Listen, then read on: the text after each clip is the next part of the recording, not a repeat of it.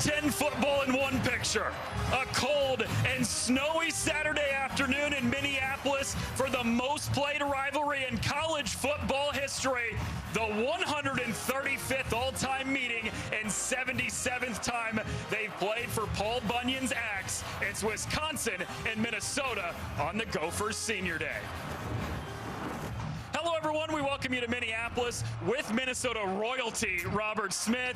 I am merely Noah Reed.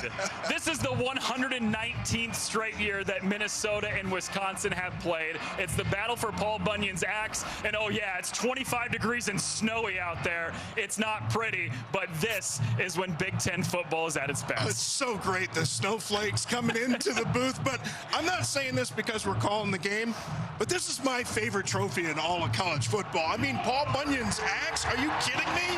A trophy that you can get arrested for carrying around an airport doesn't get any better than that. Well, we'll try to avoid that today. Hey, how about for Wisconsin? It's been a little bit of a quarterback carousel for them. Carter Smith began the year as the fourth stringer, and he was on the scout team up until he made his debut a couple weeks ago. Yeah, really amazing. Came in against Washington, hadn't thrown the ball a whole lot. Hasn't had more than 9 completions in any game. And in these kind of conditions, I don't expect them to really try and force him to throw the football. He is a dual threat quarterback, but he's from Fort Myers, Florida. A little bit different weather down there this time of year. Well, if the elements out there are not enough for a tough day on a freshman quarterback, how about this Minnesota defense that he's got to deal with, because they've made a living in the backfield? Yeah, they certainly have. And people criticize some of the sack numbers because most of the sacks came in 3 games, but they only have 1 game this season, one against Purdue, where they didn't have 5 tackles for loss. And you look along that defensive line, playmakers all over the place, but none better and bigger than Anthony Smith. 10.5 sacks on the season. This guy is intense, and he is big. Physical, great first step. 25 degrees and snowy. We had guys warming up without shirts today. That's what this rivalry will do to Put you. your shirt on. The battle for Paul Bunyan's Axe is coming up next on FS1 between Wisconsin and Minnesota.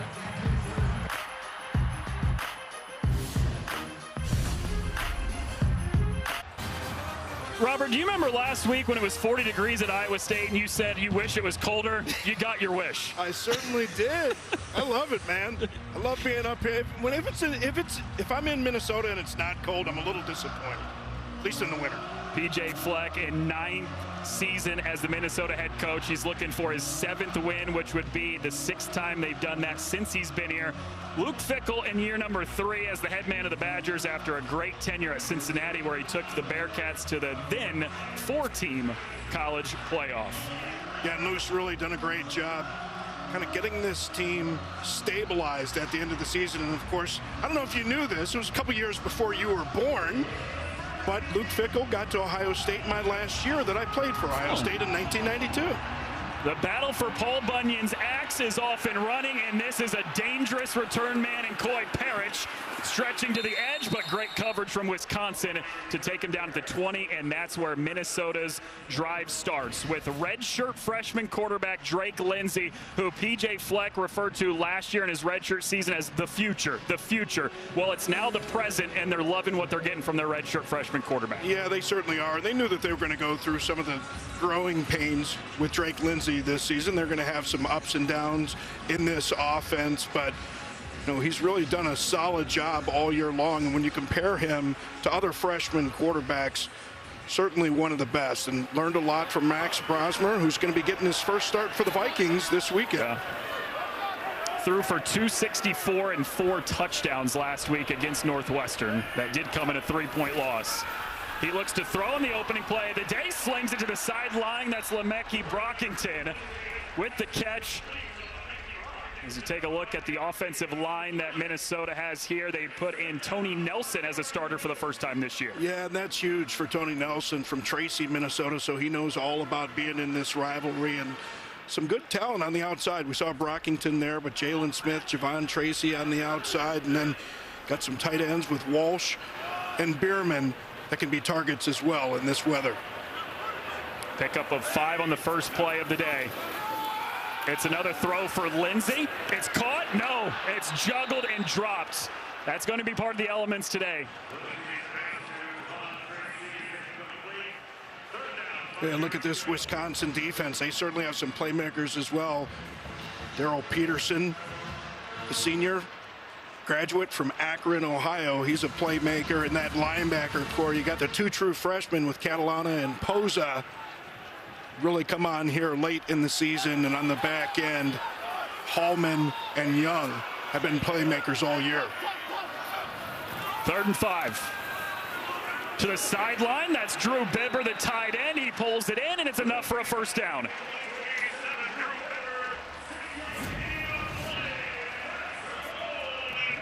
But nothing fancy here. Nice and flat on the break from Bibber. And of course, talk about the footing for the offensive player. Defensive players have problem reacting too. Floats it over the top. Darius Taylor, the running back, who's a great pass catcher out of the backfield, is dropped by Cooper Catalano after another nice pickup on first down. There is a flag thrown. Illegal substitution, 12 players on the field at the snap, defense. 5-yard penalty, first down.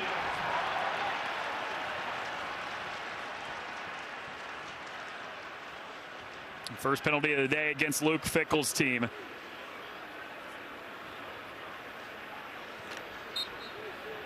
A Wisconsin defense that's been so good in 2 of the last 3 weeks, that's led to top 25 wins with a 4th string quarterback playing.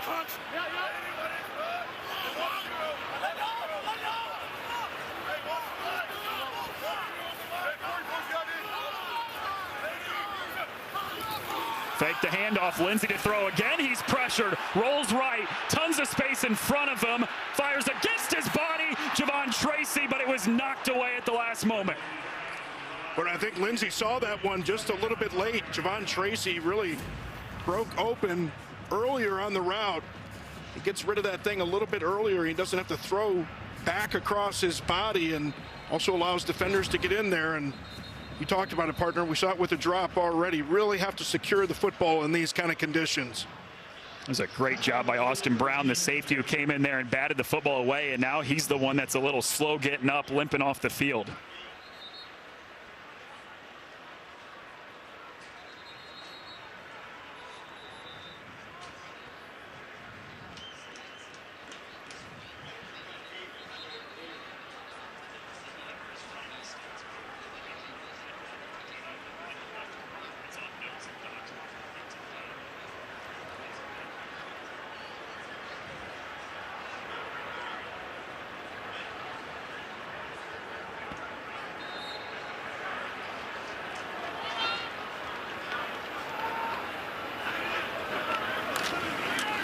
Finally a run play. It's Darius Taylor with a patient run, surges across the 40. It's enough to move the chains.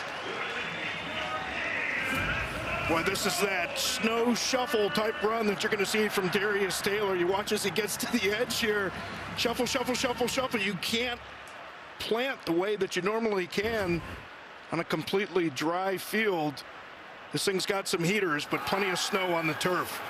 Lindsey takes the check down to Taylor, who swung to the ground at the 45. Yeah, I mean, nobody would know that better than you. Running in these conditions, what has to change for a running back?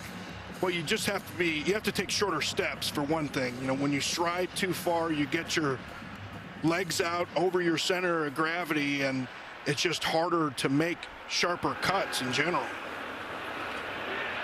Jamison Gears, tight end, had a little bit of a juggle, but he pulls it in, and that's across midfield. It's another first down for Minnesota, who's doing a lot of damage through the air on this first drive. Yeah, they certainly are, and Greg Harbaugh, the offensive coordinator, really doing a nice job mixing things up. I mean, hitting the edges.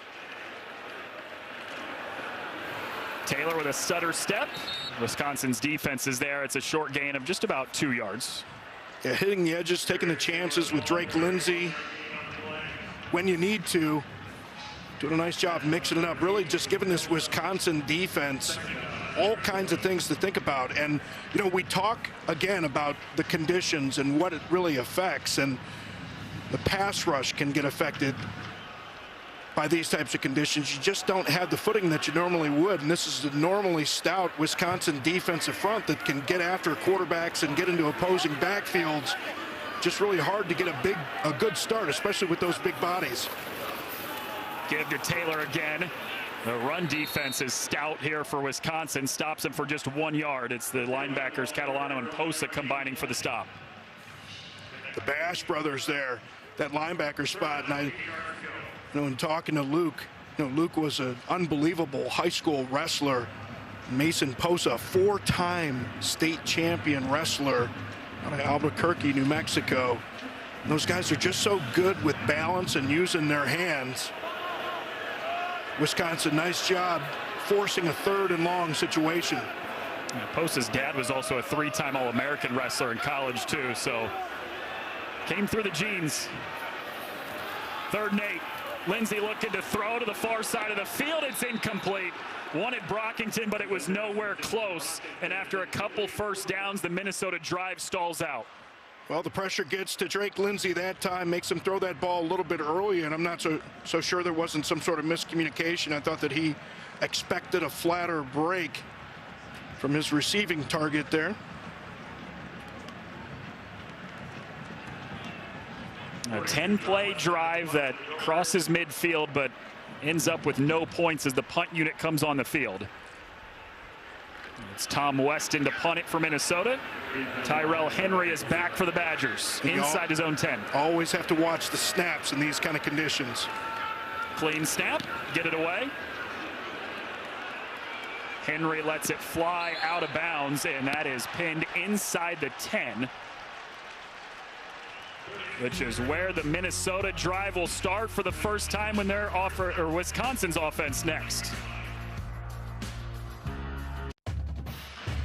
No two rivals have played against each other more than these two. Wisconsin and Minnesota in a series that dates all the way back to 1890, and they've played every year since with the exception of 1906. 119 straight years running, and this rivalry means a lot to these two fan bases, Robert. Yeah, it certainly does. And, one of the funnier stories was the Slab of Bacon trophy. That, the Slab of Bacon, they played for that until 1943, and after another Minnesota win, the Slab of Bacon disappeared in the chaos of the victory on the field, but all of a sudden it shows up in Wisconsin's storage in 1994. Probably a Packers fan that stole it. Certainly the former Vikings player wouldn't have anything bad to say about the Packers. What a perfect day for Big Ten football. 23 degrees, snowy. Wisconsin's first possession on offense starting inside their own 10.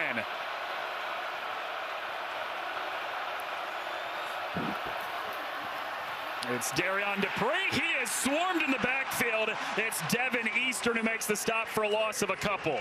Yeah, and we talked about this Minnesota defensive line. Eastern's going to be lined up right in here. It's a nice job getting into his lineman and then using his hands to get free. Nice vision into the backfield, sees it all the way. Another one of those tackles for loss that we talked about on the season. Every game but one this year, they have at least 5 tackles for loss. Top 10 in the country, more than 7 per game.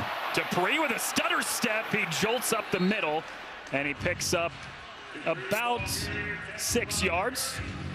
It's Coy Parrish, the safety, in for the stop. Boy, and Coy Parrish from Esco, Minnesota, all the way up near Duluth. Guy's got a nose for the football, a fist for the football. Had a forced fumble last week. Any other body part, he's always near the football. And they'll line him up really anywhere, all the way back at safety, sometimes at corner, and they'll use him in between. You'll see him making tackles in between the tackles. Versatile player. Empty backfield. It's the freshman quarterback, Carter Smith. Sneaks through that defense of Minnesota, and it's enough to pick up a first down. And just enough movement to break free. You see he gets up into the line of scrimmage, but a nice job reading it, getting to the outside, and big Riley Mahlman, the left tackle, was just big enough to get in the way of a defender trying to come in and make that play. And we talked about the legs of Carter Smith. Going to be crucial if they walk away today with a victory. Didn't take his first snap with the offense until the week leading up to his debut less than a month ago. Fakes the toss, flushed out of the pocket to the left, and he has to just get rid of the football. It's Anthony Smith who makes a living in the backfield, disrupting Smith. Yeah, and Jeff Grimes, the offensive coordinator, he told us, last week, because of the injuries that they've had, both at quarterback and at running back, he was down to his 4th call sheet because of the injuries, and he's really just kind of had to make do with a lot of new faces at those skill positions. Seen a lot of different looks out of this offense, but Carter Smith now getting a little bit more comfortable. Your 3rd start, especially as a true freshman, there's just such a monumental leap in comfort that you have, but in conditions like this, you don't want to get too risky. The 4 quarterbacks that they've used this season tied for the most in the nation, and the offense for Wisconsin forced to take a timeout. We'll take it with them. No score on a snowy Saturday in Minneapolis. Time for today's Game Flow, sponsored by Progressive. I'm not usually an advocate for snow and cold weather, but there's something about this rivalry, Robert, that just welcomes this kind of weather. Yeah, there's no two ways about it. When it gets cold up here, it's just a different kind of cold, too. Being from Cleveland, I remember I got here in '93, and everyone's like, yeah, it's cold in Minnesota, it's cold in Minnesota. Like, whatever, I grew up in Cleveland. And then you get those days. This isn't Minnesota cold. Minnesota cold is when you get down into single digits and your nostrils start to freeze when you get outside. It's a 2nd and 10 out of the timeout.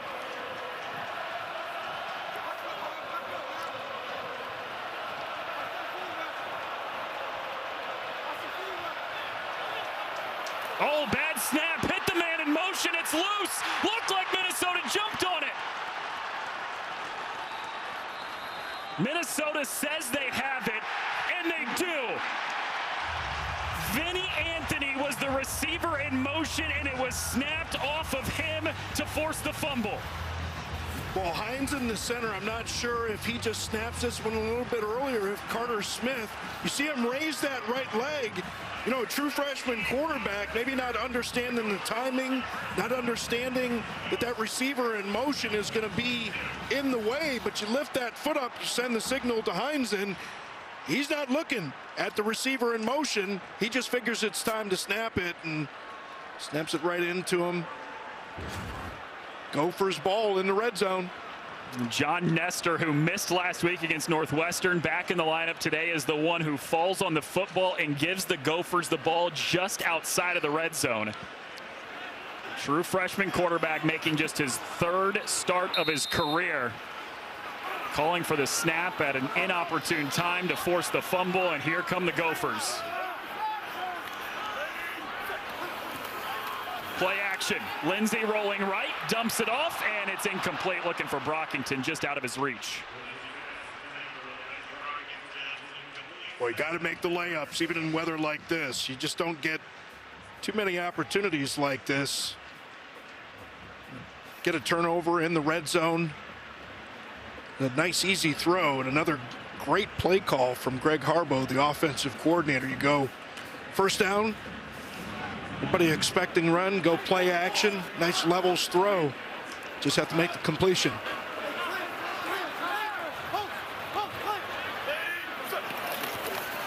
We'll keep it on the ground this time. Darius Taylor with a sidestep down to the 20 for 2 yards. It's Cooper Catalano, the linebacker, with already his 3rd tackle the first quarter. We talk about sudden change all the time as a defense, and really this defense has allowed this team to make the turnaround that they have here late in the year. I mean, they've only had more than 300 yards of offense once since week 2 of the season. But this defense, stout and here in a tough situation. 3rd and 8. Lindsey flips it out. That's Javon Tracy, who had such a big week last week with 3 touchdowns, but he's met immediately by Jameer Latimer. Boy, Latimer, the junior from Fairbairn, Georgia, just recognizes this right away. Watch him trigger a nice, secure tackle in this kind of weather. And what you hear defensive coaches say all the time at this time of year especially, get your body on him. You know, don't go reaching for the feet. Make sure that you get all the way in a position to put a body on a body. That's what Latimer did there. 38-yard attempt here for Brady Denneberg, who's hit from as long as 46 this season. It's a short kick. It might have got tipped, and it is no good. A turnover does no harm to Wisconsin. We are still scoreless on FS1. Next Saturday on Fox, two iconic programs go head-to-head in a huge top 15 showdown as freshman phenom Cameron Boozer leads number 4 Duke against Tom Izzo's 11th-ranked Michigan State Spartans. It all tips off 11:30 a.m. Eastern, only on Fox. Well, moments ago, a second block kick of the season for Ben Barton, who just gets his fingertips on it. Yeah, Ben Barton, a graduate, smart guy. 3-time academic, all Big Ten, and you mentioned it, partner. Second block of the season, had the block in the fourth quarter against Washington that would have tied the game. It's a Minnesota offense that took over at the 22 thanks to a turnover, but the Wisconsin defense with a phenomenal job to not allow any points, and now the offense takes over with a little bit of breathing room after their opening drive started inside the 10. Well, when you watch Carter Smith run, you can tell he's got some running back in him. Probably really smart, and you know, all those other good qualities that the running backs have. But no, seriously, when he gets up into the line of scrimmage, he just does a really nice job of following the blocks and seeing the openings, cutbacks, even in inclement weather like this. Carter Smith, those legs, so dangerous.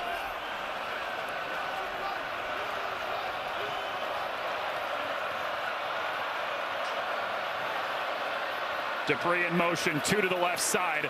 Smith with a toss to his tight end, and he swung to the ground. That's Lance Mason after just a couple yards. Well, you had mentioned with Carter Smith and him loving to run the football. His offensive coordinator, Jeff Grimes, said he gets emotionally energized from running the football. He goes, I don't know that I've been around many quarterbacks who love to get hit as much as he does. Yeah, he's got to do a better job finishing some of his runs. I'm sure Jeff Grimes has kind of looked at some of those and told him, you know, you got to get to the ground a little bit better than you have. He does a nice job running the ball, but you really got to know how to finish and know how not to take big shots at the end. And here we go, third down opportunity, but Danny Collins, the Minnesota defensive coordinator, said they'll run in 3rd and 9, let alone 3rd and 5. It's a design run for Smith, the quarterback, who is spun down after a short pickup, and it's 4th down.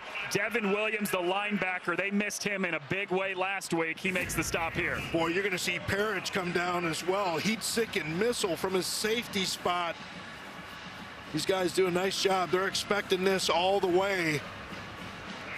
See Parrish there on the ground. We talked about him, man. Just an absolute playmaker, but you know, Danny Collins did a nice job. Hey, we know what to expect from Carter Smith. He's going to try and run the football on 3rd down. Now Parrish is back to return the punt. He is so good in every facet. Calls for a fair catch. Goes to the ground with it just outside of the 30 after a short 40-yard punt. No score here from the bank in Minneapolis. The Minnesota defense comes up with a big stop. Season of ups and downs for Minnesota, but it's been the first year that Drake Lindsey has been under center, and the freshman has played really well this year. Been helped out by his defense too, which is top 10 in the country in tackles for loss and sacks on the year. And when they're here at home, Robert, 6-0, tough place to come in here and win if you're the opponent. Yeah, it certainly is. And in talking to PJ Fleck, I thought it was great. You know, you don't want to spoon feed the quarterback. He said, no, we're going to give him the old tidal wave treatment. We just want to throw everything at him. But really, in watching him state championship when he played down there at Arkansas, they could really see the way that he threw with anticipation. PJ said that he's really just grown in that, really learning the position. He tosses it to Ejeboy on the first play of this drive, and he follows a block out to the 35, which we can still barely tell underneath that pocket of snow. Yeah, but continuing that point about the development of Drake Lindsey, and you know, with Greg Harbaugh, the offensive coordinator, they said just the way that he's grown with the way that he anticipates and the way that he throws people open, and the accuracy, of course, difficult to throw in these kind of conditions, but they've certainly seen that growth out of him. He will throw here on second down. Looking at the near sideline, Javon Tracy reels it in, and he's spun out of bounds just across the 40 by Deani Hill. Well, and here it is. Talk about Javon Tracy, 3 touchdowns a week ago. Nice job getting by first down marker there. Get by a couple of yards because you know you're going to be coming back to the football.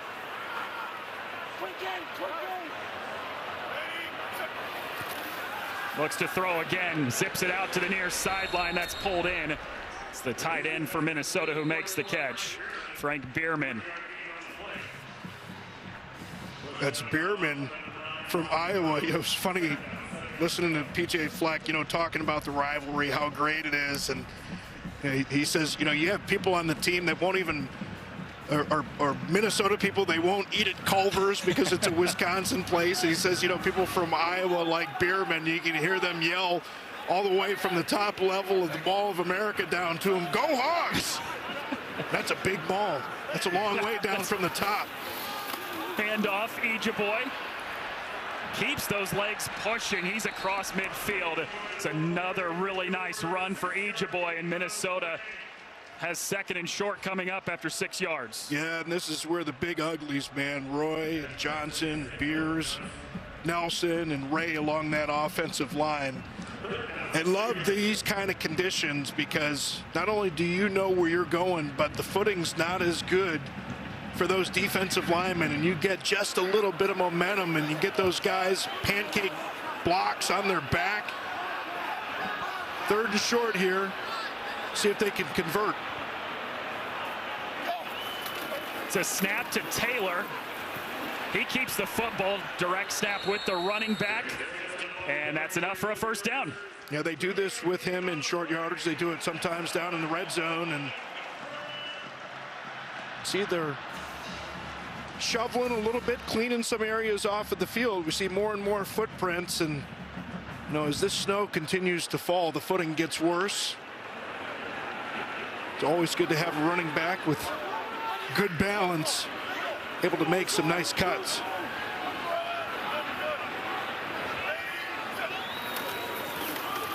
Give. Taylor lowers the shoulder, busts loose, but then he's ripped to the ground. 4-yard pickup for Darius Taylor.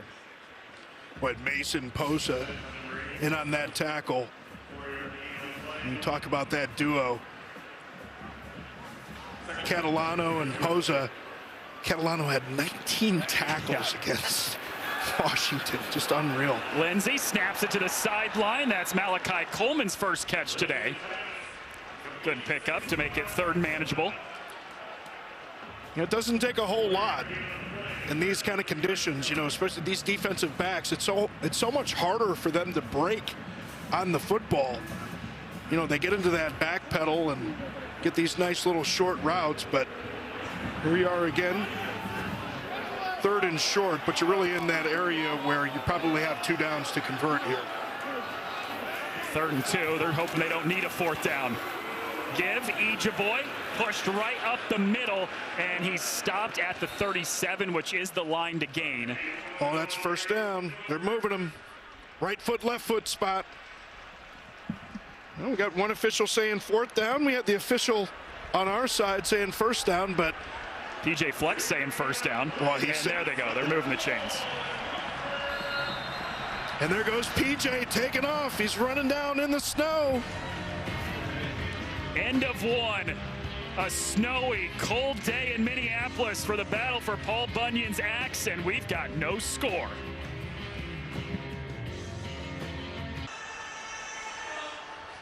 The kind of score you might expect on a snowy day here in the regular season finale in the battle for Paul Bunyan's axe. Wisconsin and Minnesota tied at 0, but that doesn't mean it hasn't been a lot of fun through the first 15 minutes. Yeah, and how did they get that drone flying in this thing? You're going to be concerned about the propellers freezing up and that thing flying into somebody's face.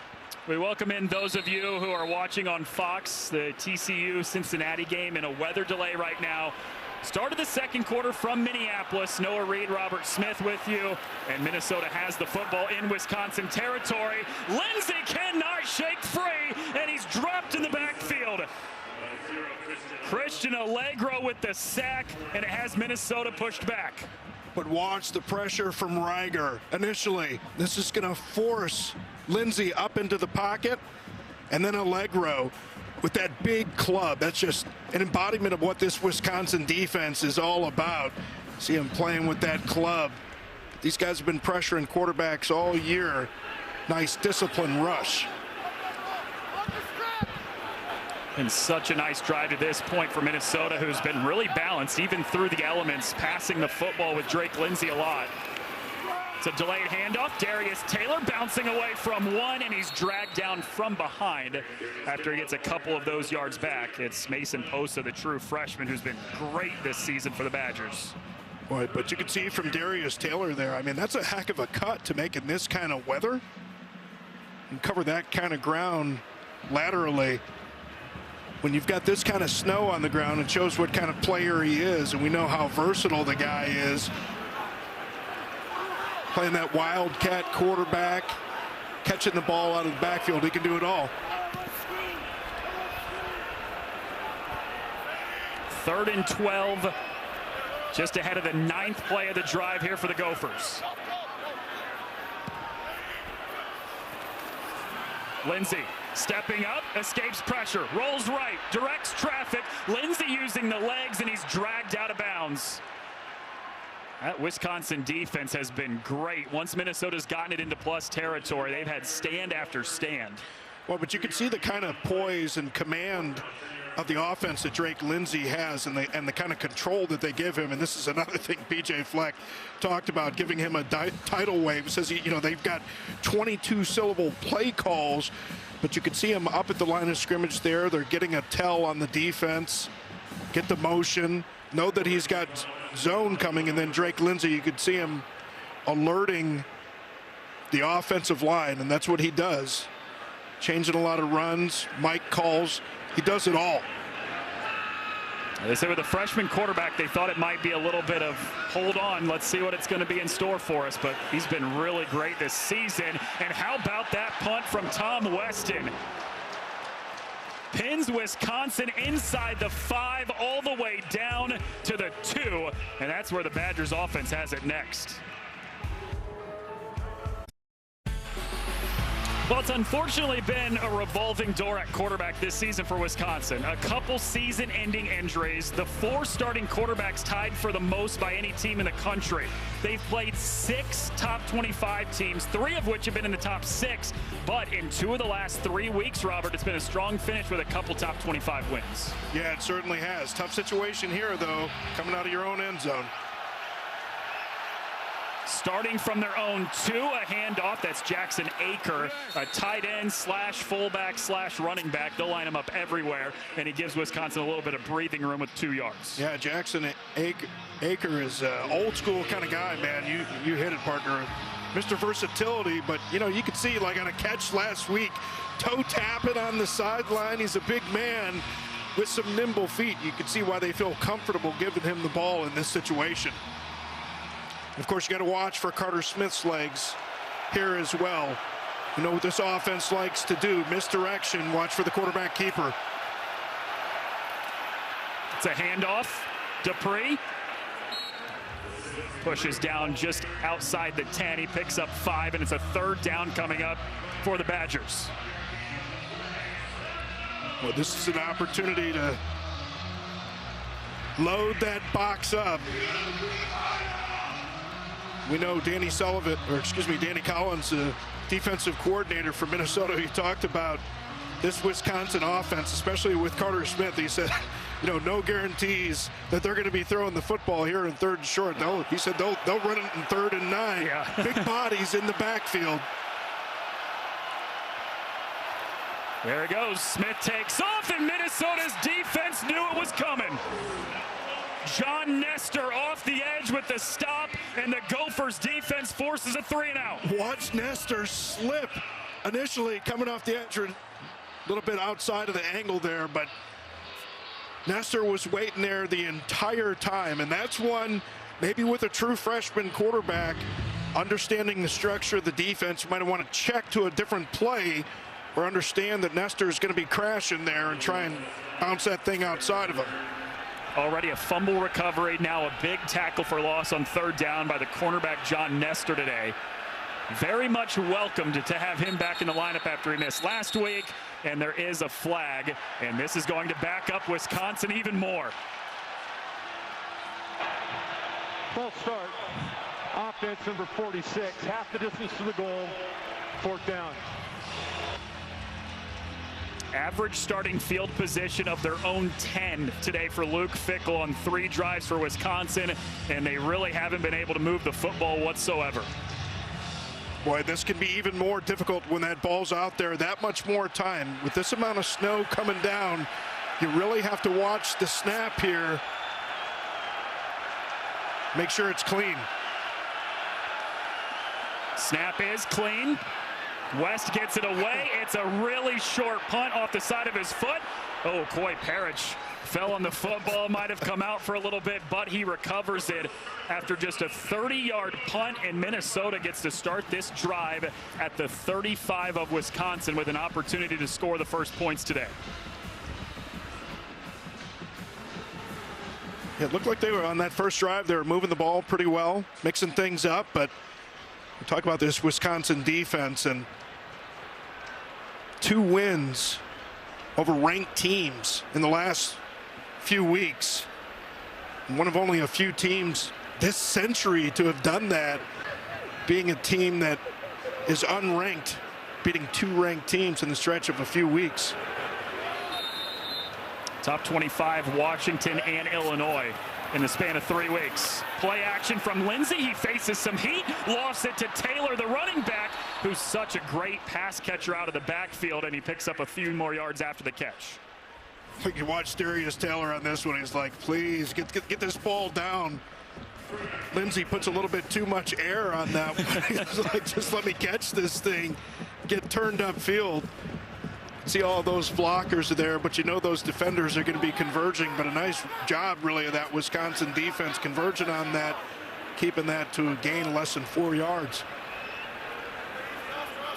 13 pass attempts today for Drake Lindsey, the freshman quarterback, who, when he saw the weather conditions this week, told his OC, Greg Harbaugh, I don't care about any of that. We're passing the football. He hands it off here, and it's 2 or 3 yards for Taylor. Well, he's going to get his opportunity here on third down. Tell Greg Harbaugh you want to throw the ball. You can get this 3rd and 5 situation.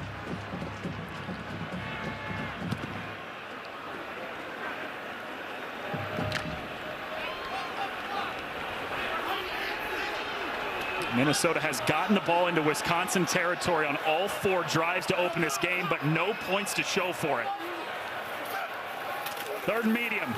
Give Taylor, patient run, bust through the seam, and he's dragged down inside the 20. 10 yards and a first down for Darius Taylor. Boy, nothing fancy on the run, but you love the cutback. Just getting it up into the line of scrimmage. Running folks over. Staying vertical, keeping the balance. Great contact balance on the run. Now Lindsey with great protection. Check down, Taylor again, lowers the shoulder and dives forward for a couple extra yards. Darius Taylor, when he's at his best, Robert, Greg Harbaugh, the offensive coordinator, said he runs so angry that quarterbacks have commented on hearing him grunt and aggressively rips the football out of their hands when they hand it off to him. Yeah, that was actually in the battle for Paul Bunyan's axe a year ago. I believe it was Brosmer that was saying that he heard that from Darius Taylor. And he hasn't been 100%. He's had some health issues on the season, but when he's in there, he's running hard.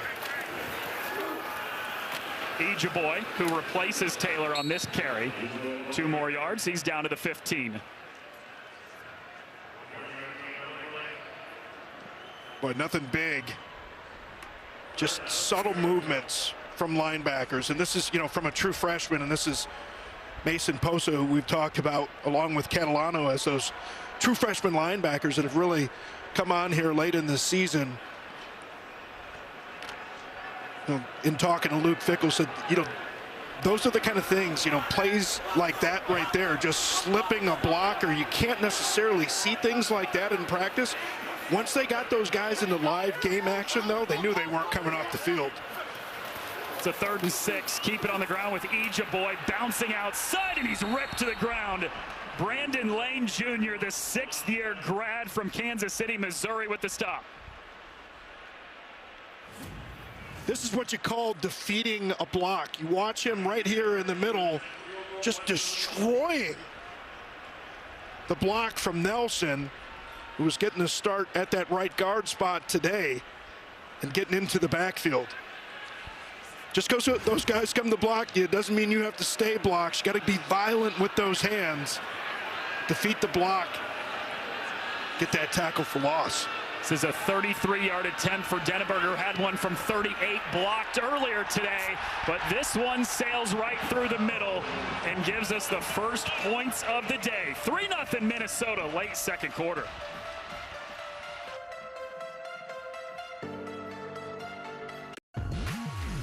Let's look at the current Big Ten standings, sponsored by Discover, and the Discover Big Ten Championship game next Saturday on Fox has been set as both Ohio State and Indiana cap off perfect regular seasons at 12-0. Congrats, Robert. The Ohio State win today over Michigan. Wait a second. Indiana's 12-0.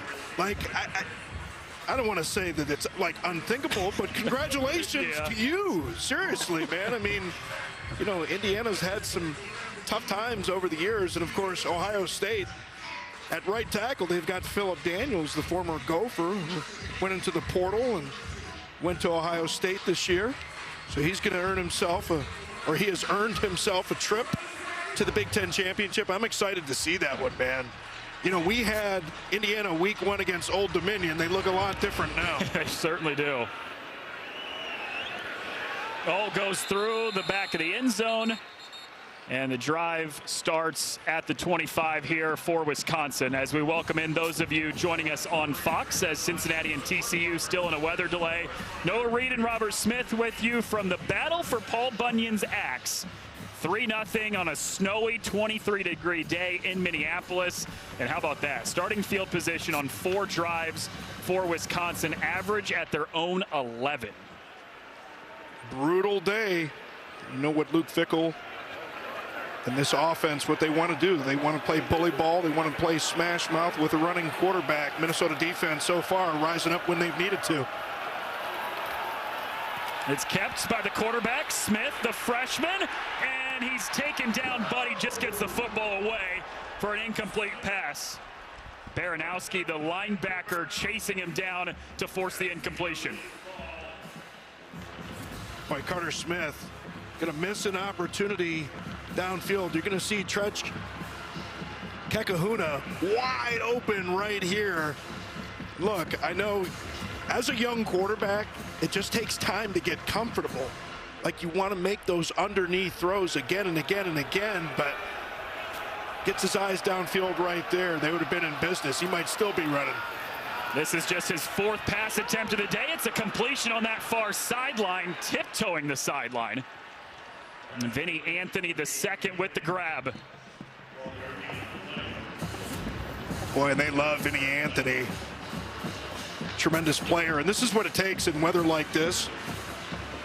Good old Bill Walsh mindset that throws short, run long. You just need guys to break some tackles and make some plays for the quarterback, but Carter Smith, in just his 3rd start of the season, got to watch for those downfield opportunities. They don't come wide open the way they did a couple plays ago very often. He's looking to throw again after a first down, launching it down the sideline. There's nobody there. Kekahuna was the nearest one, but it was well beyond his reach, and it's 2nd and 10 for the Badgers. Kekahuna's going to go back to the huddle and be like, what's up, man? Did I say something wrong on the trip over? I actually flew here on Thanksgiving night with the guy that was going to be flying Wisconsin here on their charter flight. There were 20 people on the flight. One of them was the pilot that was going to be flying Wisconsin. I don't know, maybe Kekahuna got into it with Carter Smith. Dupree picks up a couple here.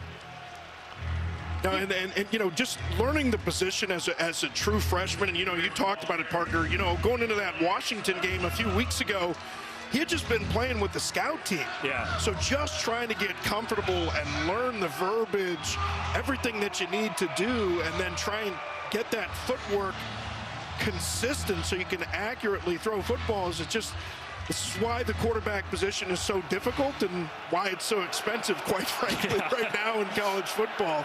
Remember, he was committed to Michigan before Bryce Underwood committed. Fourth string quarterback. They were not expecting him to have to play at all, but here he is in a rivalry game. Takes the crossing route, catch, Kekahuna stretching to the edge, and he's ripped out of bounds, shy of the marker by Devin Williams. You know, and Danny Collins, the defensive coordinator, this is his first year as a defensive play caller. You remember Corey Heatherman, their DC from a year ago down at the University of Miami, so they lost him to the portal too. But you know, he said that he's really just kind of had to learn this personnel on the defensive side of the ball. And when you have a freshman quarterback, you really want to mix those zones up, mix those looks up. You want things to look different post-snap than they do pre-snap, because he has to make those decisions post-snap. Sometimes just confuses a young quarterback.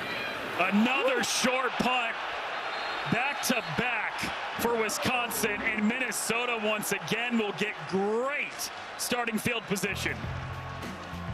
PJ Fleck's team up 3-0 on a snowy day in Minneapolis. Tomorrow on Fox, it's Matthew Stafford and the Rams. They battle the Panthers. Justin Jefferson, Max Brosmer, and the Vikings take on guy who was a quarterback here last year, Sam Darnold and the Seahawks, or other regional action. Check local listings for the game in your area, only on Fox. A kind of day that PJ Fleck told us yesterday he called this weather beautiful. Not sure I would call it that, but hey. Rivalry day, Paul Bunyan's Axe, 135th all-time meeting on a snowy, cold day from the bank. Lindsey with protection, rolling left, zips it to the sideline, and that's pulled in near midfield. That's Jalen Smith, the redshirt freshman, a young guy that this coaching staff is really excited about. Well, his receivers got to help out on this one, though. You can't stay covered. You have to understand, you got the first play, and then there's that second play. You see your quarterback, he hasn't gotten rid of the football. Don't just stand in front of defenders. Get on the move. Try and get yourself free. Lindsey has completed 7 passes in a row. Not an easy day to be throwing the football. Takes the screen, far side. It's caught and dropped just across midfield. A 3rd and short coming up after Javon Tracy picks up 3. And you call it, partner. I mean, you're calling some pretty good plays. Yeah. And you're getting some pretty good execution. If you have conditions like this, I know they're not 15, 20-yard throws downfield, but just catching the ball at all in these conditions consistently can be difficult, but got to be able to convert some of those 3rd downs. Yeah, haven't really seen any shots downfield, which you would kind of expect, but it's been a lot of checkdowns, some screens. See what they got on 3rd down. It's a give. Taylor bursting through the seam, and Darius Taylor, one man to beat. Taylor, touchdown Minnesota.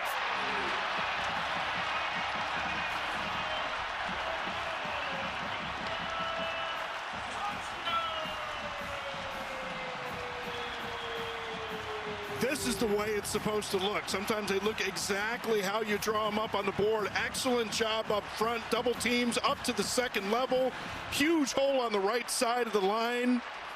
Matthew Young can't get home in time. And then the burst from Darius Taylor. And we were talking about him earlier. Some of the injury problems that he's had. No signs of him right there. Let it snow, let it snow, let it snow. Give me 6. A great block from Pierce Walsh, the tight end, springs a 49-yard touchdown run for Darius Taylor. Back-to-back scoring drives for the Gophers, and they have opened up a 10-0 lead with 2:45 to go before halftime. Well, the right side of the line does a tremendous job. Pierce Walsh lined up in the backfield. gets a cutoff on the backside, but it was really just that burst then. He sees it, accelerates. When we talk about the difficulty on the back end of the defense, those defenders, not just when they're breaking on routes, but when they're breaking on runs like that, and something that, you know, you just don't know how to practice for until you get in the situation, is the angle that you're going to have to take when a runner breaks into the open like that. And if your footing isn't solid, sometimes those first few steps, it's good old Scooby-Doo. That's before your time. Those Scooby-Doo steps, just kind of running in air. You know, you're sliding on the snow, not gaining any ground. Well, I think it's been a great offensive game plan for Minnesota today, too, because on a day like this, you might think it's run, run, run, run, run, but they've thrown the football so much today with Drake Lindsey that run game there, it was a little unpredictable. Yeah, you're absolutely right. Play action can be so much more effective in conditions like this because defenders take those first few steps with that play action, with that eye candy, get out of position. Wisconsin defense was so good the first 3 drives, stopping Minnesota in plus territory, not allowing points, but a field goal followed by a touchdown has the Badgers down 10-0, and with a true freshman quarterback, they've got to start piecing together something offensively. Yeah, they certainly do, and they're going to need their quarterback to start making some completions. We saw a couple opportunities on that last drive just with Tretch Kekahuna. He should have been hitting him down the field. One time didn't see him, second time completely overthrew him. And here looks like we got Hunter Simmons in. Backup quarterback, a redshirt senior, transferred from Southern Illinois, has played a couple games this season. They used him in this situation last week too in the 2 minutes. Fakes the handoff, zips it out to the far sideline, and Kekahuna's ripped to the ground after a short pickup. This is one of those opportunities you may want to try double move. Again, we talk about the conditions and how slippery it can be on the field, especially when you're playing softer coverage. You get a defender backed off a little bit, fake a throw to pull them up and then hit it behind them. Oh, high snap. Simmons was just able to gather it, and it's incomplete. That was a near disaster of a play for Wisconsin. Yeah, a couple of different ways right there. You get the high snap. Simmons does a nice job corralling that thing and then throws that ball to the outside, almost a backwards pass. It's just those little details. You know how many times you practice those? I think it was we had a little bit of snow in Madison this week as well, so they had a little bit of snow that they could practice in. But no matter how many times you practice it, you know, just one little thing gets off like that in the timing. And then you combine that with conditions, and it can just be difficult to execute. 3rd and 6. Simmons looking right the whole way, lost it, and a wide open man. It's Vinny Anthony down the sideline, stiff arms a defender. Anthony is just tracked down near the 5. A massive play on 3rd and 6 by the Badgers. Why do you want to change quarterbacks?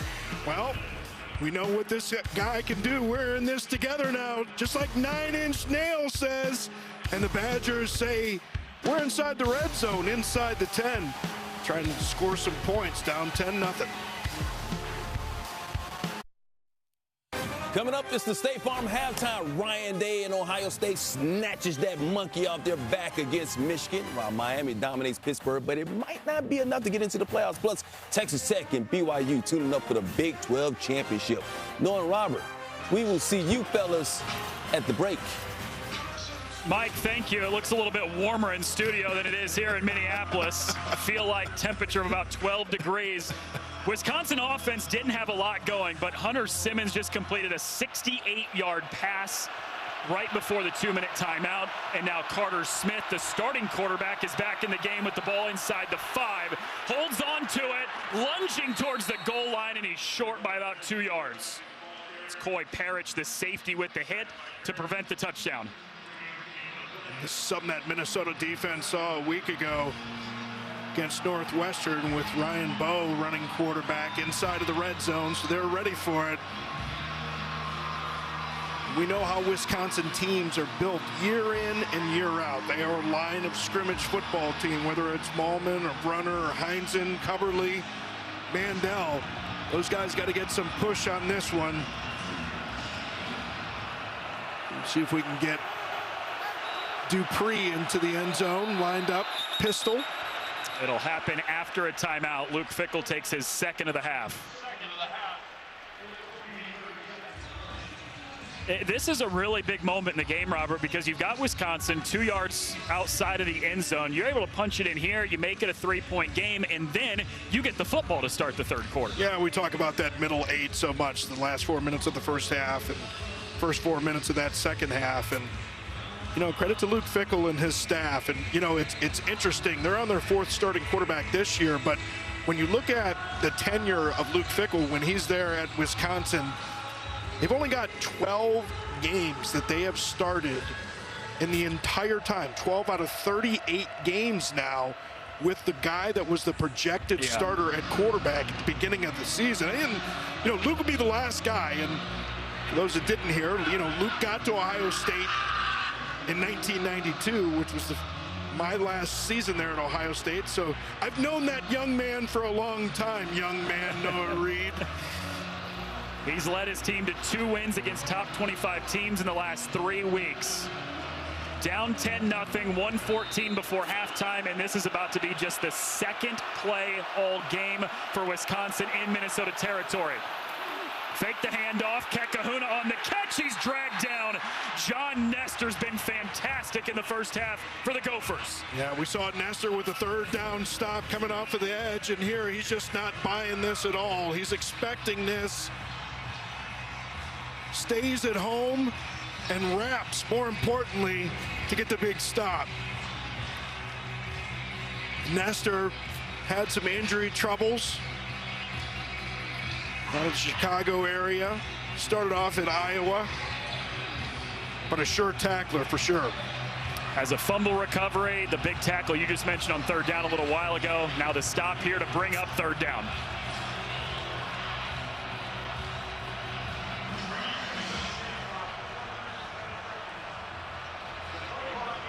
To 40 seconds, it was erroneously set to 25. 1:10 on the 40 on the play clock. Both will start on my signal. Well, you got big Tucker Ashcraft, the tight end, in the slot. Always a good matchup to look for that tight end. Big body. Bad matchup a lot of times for defenders. P.J. Fleck takes his first time out of the half, just ahead of a 3rd and goal.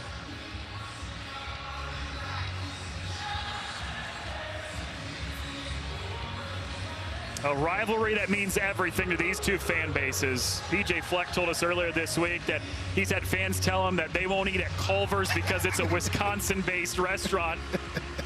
Talked with Daryl Peterson earlier this week, the linebacker for Wisconsin. He said he was stopped multiple times in the grocery store this week by fans saying, you better bring the axe back to Madison this week.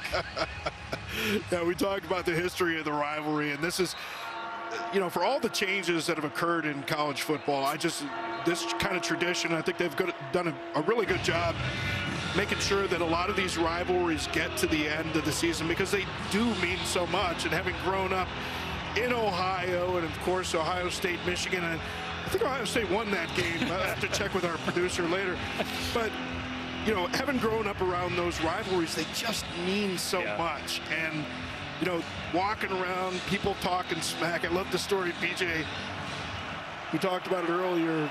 People yelling at them in the Mall of America that are Iowa fans. So whether it's Iowa or Wisconsin, you're going to run into some enemies out here sometimes in public. 3rd and goal. Dupree straight up the middle. He has stood up shy of the goal line. Maverick Baranowski. There is not a better name for a linebacker in all of college football. And there's no more physical player on this defense, and that's the way you do it. If you're named Maverick Baranowski, that's the only way that you can play football, sticking your nose in there with a big stop.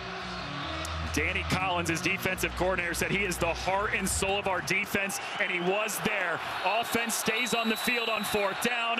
PJ Fleck says, let's take a timeout. Hold up on that for just a moment. Well, yeah, they don't do you any good. No. In the locker room, and you talked about it, especially with Wisconsin having an opportunity to double up here with the points. Make sure you get that right call, right personnel on the field.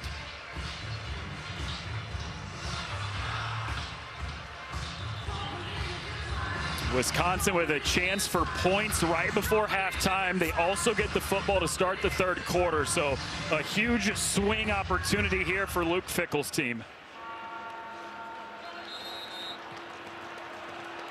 Easy to say when you're standing up in the nice toasty, well, I wouldn't call it a toasty booth. Easy to say when you're up here in the booth, but for me, I like the play fake, keeping the ball in Carter Smith's hands, getting him on the edge because of his dual threat capabilities.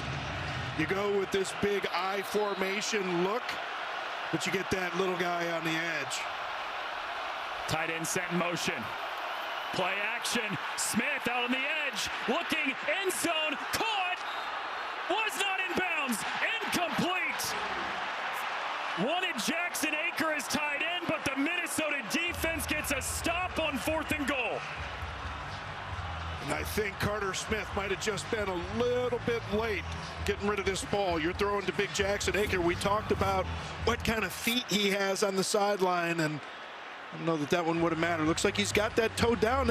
Oh my goodness. That left foot may be in. I think they're going to take a look at that thing.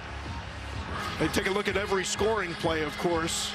It looked like that left foot might have been down when he gained control of that football. That might be a touchdown. The ruling on the previous play was the pass was incomplete. The runner was out of, or the pass receiver was out of bounds when he caught it. That play is under further review. If he controls this to the ground, we'll see if that ball hits the ground, but it certainly looked like that left toe was down just as that. Oh, that's a touchdown. I think so too. The snow's not doing him any help with the white shoes on the sideline. And if it was easy, it wouldn't be fun. Kidding me? No, they'll take another look at this one, and we'll see where that right foot is. But does he go out of bounds at all before the catch? Doesn't look like. No, look. I don't think so. I mean, you want to talk about some control. It looks like that left toe looks like it's down, and then that right foot. Let's bring in the King of Queens. Let's bring in Dean Blandino. This is so close. Look, the snow doesn't help. The key is, like you said, does that left foot step out of bounds first? Because then it looks like he reestablishes. If that's the case, he's the first to touch. Now we have an illegal touch. This is going to be really close. Again, we talk about clear and obvious. Can we prove that this is a touchdown? I think it is, but I don't know if it's indisputable. Yeah, Dean, I get in trouble when I think sometimes. Yeah. I know, when you say think and maybe and all those things, now are we really in a clear and obvious situation? Right. And it doesn't look like that toe, if that snow plow job there on the sideline really marks the edge, as I'm assuming it does. It doesn't look like he ever steps out of bounds beforehand, and it looks like that toe is down. But, you know, as Dean said, that's why he's our rules expert. Like, it has to be clear and obvious. It can't be, hey, I think that, no, the call on the field is assumed to be correct. But I like touchdown here. And I mean, and if it is, my goodness, big man like that, Jackson Aker, talked about his toe tapping ability. Guy that was a former tight end, plays some running back because of the injuries that After reviewing the play, the receiver had both toes inbound, completed the process of the catch. Therefore, it is a touchdown. Wow. Jackson Aker's first touchdown catch of the season was an incredible one on the sideline. That's a big man getting it done right there. I mean, for his field awareness to understand, okay, wait a second, I can't step, my foot can't go out of bounds here. Like, he was so close to stepping out of bounds, but then to get that type of body control, to be able to pull that ball in and to keep his toes from going out of bounds, man, that's something special.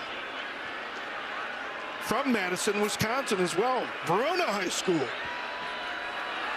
Extra point attempt for Vacos is there to pull it within 3 just before halftime.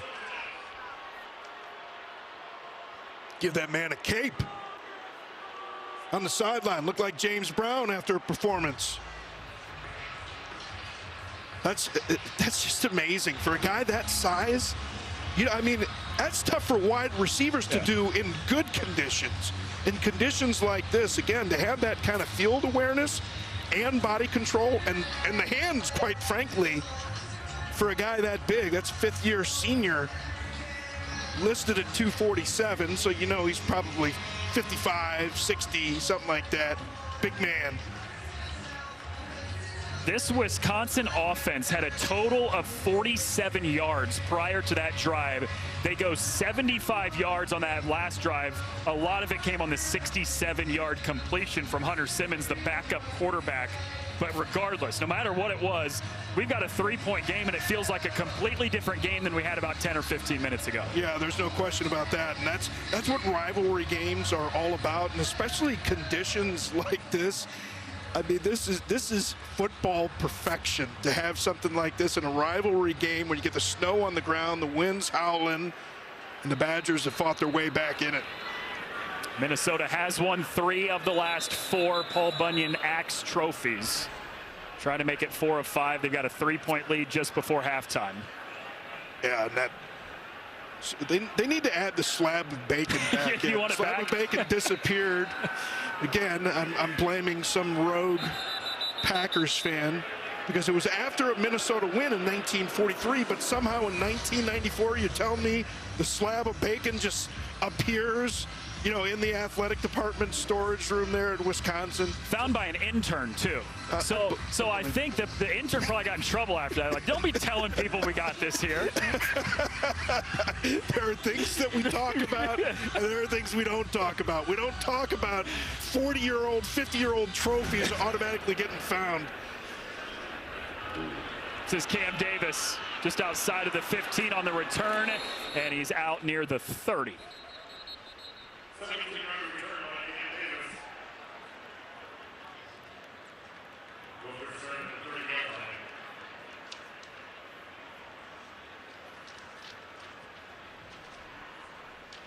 Well, we've seen some questionable decisions at the end of halves with time management and clock management. I don't think this is going to be one of them, especially not with these conditions. Stranger things have happened, but looks like they're getting into what is the greatest formation in football when it's at the end of the game, not so much when it's just going into half. Drake Lindsay will take the knee and take us to halftime. What a fun first half. The battle for Paul Bunyan's axe. PJ Fleck's team's got a 10-7 lead over Luke Fickell and Wisconsin, heading to the brink. It's cold, it's snowy, but man, has this rivalry game been a lot of fun on the last day of the regular season in college football. 10-7 Minnesota, with the State Farm halftime show coming up next with Mike Hill, Bruce Feldman, and Chris Peterson.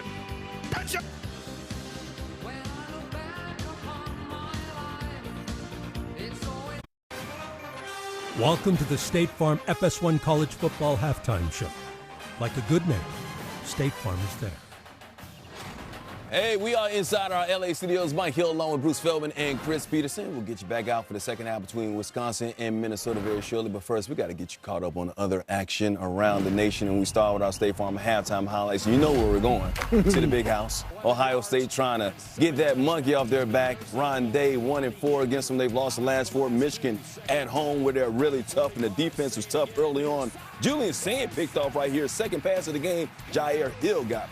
Yeah, this is exactly the start. If you're Sherrone Moore. You want your team. They got some runs early. They got the turnover. But yeah, Michigan was up 6-0. That was Ohio State's largest deficit of the season, but then Sand got it going. Of course, he finds Jeremiah Smith right there on 4th down. They were big on 3rd and 4th down in this game. Sand, Brandon Ennis on 3rd down, 4-yard touchdown, 17-9. 3rd quarter, they just took control in the second half. Sand, Carnell Tate, Sand, 19-26, 233 yards, 3 touchdowns, making things happen, and it is over. Ohio State into the Big Ten championship game. They complete an undefeated season, 12-0, 27-9. Rob Stone, Big Noon Kickoff Crew with more. Well, the 4-game losing streak to the rivals is over, and here inside Michigan Stadium, they are going 0-8. Look at Yeah, the Buckeyes remain unbeaten. Hey, Sorry, Charles. Coach, what impressed you about the Buckeyes win today? Well, first, it's clear it's not 1,000 days or whatever. It's now, 2 minutes? yes. We're already on the next year. No, this was a thorough beating. It was a 40-minute possession time to 20. They controlled the line of scrimmage. Mark said it. The last 23, now 24 games, whoever wins the line of scrimmage wins. Ohio State has gotten better and better and better since the first day we saw them against Texas. That will be a very difficult team to beat in the next month. Yeah, I mean, look, they came out and performed. They beat us every which way that they possibly could. For me, it's always a lot of respect, for the guys on the other side. I got a chance to go over and speak to Caleb Downs, who I think is, a tremendous player. Can't wait to see him on the next level. Look, they came and handled business. Yes, they did. There's nothing else I can say. Yes, they do. Look, Ohio State is the most complete team in the country. Defensively, they're tremendous. Offensively, they throw the football. They run the football with the emergence of Bo Jackson. They're going to be a tough team to beat in the Big Ten Championship next week, but also in the college football playoff. I think we learned a lot about Julian Sand, right? First time in this matchup, big stage like this. Struggled early. Those first couple of passes, a little bit concerned. Really responded, came back, and then this defense.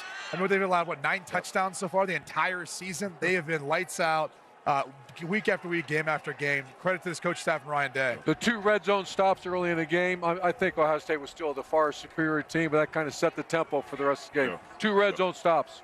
So Ryan Day gets that Wolverine off his back. The 4-game losing skid to his rivals is over. Up next, Indiana next Saturday in the Big Ten championship game.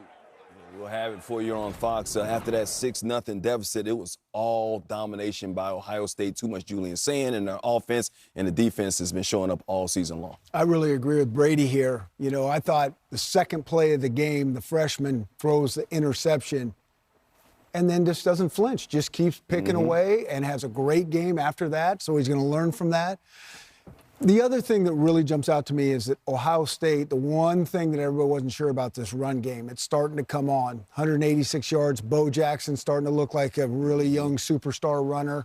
And with this defense, it just plays so good, especially when it really matters. It's so impressive. And the guy that might be the most impressive guy to me on this is Ryan Day. Yeah. I thought last year he just looked very tight most of the season and showed up in that Michigan game, and then they straightened things out. But he hasn't looked like this year. And even in this tight game, what'd they do when the game was tight? They got really good in the second half, dominated in the second half. And I swear, this demeanor seems so much different. And a lot of times that team takes on the persona of the coach. And if the coach is feeling too uptight and it's just too big of a thing, team plays tight. And they're not playing tight. They're playing like champions. Yeah, it reminded me a little bit what Coach was talking about was saying, you remember the first game they're playing Texas. Texas is number 1. That's a big game. Yep. And it's not his fault, but they dropped 3 passes. I think Claire dropped 1, the tight end, and Jeremiah Smith dropped 2. Yep. And he didn't, shriek at all. He outplayed Arch for sure that day. And I thought today he seemed like he was in total control, total command. I mean, you feel like before today, and I know Michigan players felt this, and Michigan coaches definitely felt it. We get the game in the fourth quarter, we're the tougher team, they're going to wilt. You know what? They held them to -1 yard in the fourth quarter total. They dominated the second half. I would ask you, Coach, just on, was it as simple, sort of simple, of just exercising the demon of, hey, I want a national title. I don't care what people say about the Michigan game. I know it's important, but do you think that was the reason why the demeanor is so different now? Yeah, that's a great question. I don't think Urban Meyer would say it's just as simple as winning the national championship because this rivalry is so huge, but I think it did help. But I also think that, it took some pressure off him, and I'm thinking he's done some soul searching and how do I become my best for this team? And, again, he had to replace both coordinators that were really, really good, and they've just gotten better in all phases. That loss to Michigan last year may have helped Ohio State win the championship because they went to an identity, they stuck with that identity. Now they got to face the number 2 team in the nation, 1 versus 2, a great offense in Indianapolis, the final 2 teams that are undefeated on the season for the Big Ten championship in Indianapolis, Ohio State, Indiana. Our coverage begins at 6:30 Eastern on Fox. The Heisman Trophy could be on the line in that game as well with Sand and Mendoza. All right. Let's talk about this, man. Ohio State, Indiana. This is by far, Michigan's offense is, Washington had a really good offense, but this by far will be the best offense that this Ohio State defense is seeing all season. How do you like this matchup? What do you like about this matchup and why? I like Ohio State. I just do. I'm not really jumping up and down about all these conference championships, if there's going to be rematches and some of this kind of stuff. I'd like to just settle it in the playoffs. I actually like this one. I want to see Indiana playing Ohio State. We're talking these 2 elite teams. But when I look at Indiana's schedule, they've done a nice job when we went to Oregon, got that win. Everything else was kind of like not that hard. The schedule wasn't that great. So now I think both sides are going to be really, really challenged. And Ohio State, to me, is just showing no weakness whatsoever. I think they're in the top 5, I believe top 5 or top 10 at least in offense and defense when it comes to offense. So I think it's going into even the championship game, thinking playoffs. It is Ohio State clearly won, and everybody else I don't know. Wow, you were just completely throwing away the Ducks game. I give the Hoosiers a lot of credit. They went to Autzen. They sacked him 6 times. They sacked Dante Moore 6 times. He'd only gotten sacked once for the 5 games before that. They're good on both sides of the ball. Do not underestimate Curt Cignetti. I agree. That's a heck of a win. But other than that, it just... They destroyed Illinois. They destroyed Illinois. They beat Oregon. They had adversity against Penn State, 1 versus 2, and the losers game should not drop out of the top 4.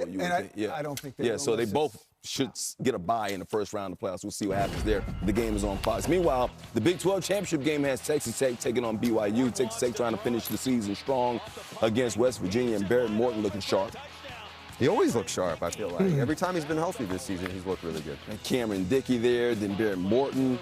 Down the middle to Caleb Douglas, 19-yard touchdown. All Tech rolling this game, not overlooking anybody. Morton undefeated as the starting quarterback this year. The Douglas 4-yard touchdown.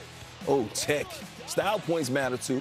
They're trying to get into the top 4, of course, with Texas A&M's loss. So 49-0 winners right there. Miami, they could be the hard luck team this year. They look good this season. Only 2 losses. They beat Notre Dame, but they could be out of the ACC championship game and out of the playoffs. I think the ACC championship is going to be harder for them to get into than honestly it would be for the playoff. I think they will revisit head-to-head of Miami Notre Dame. They're probably going to be closer in here, and I don't, they beat Pitt at Pitt worse than Notre Dame did. It's petty that you have to do these kind of things, but they do have the head-to-head over Notre Dame. And that is Pitt, of course. They might move up a little bit in the polls. We'll see if other teams fall. We'll see what happens. That's going to do it for us in the studio. We'll get you back out for second half action right after this.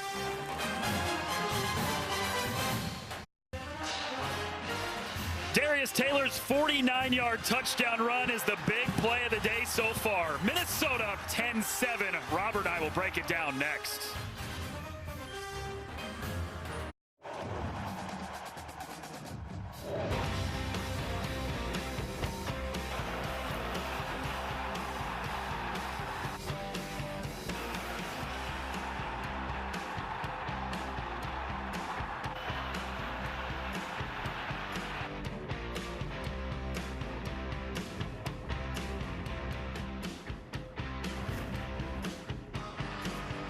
The battle for Paul Bunyan's axe on the last day of the regular season, and it has been a fight between Wisconsin and Minnesota in a 3-point game at the break.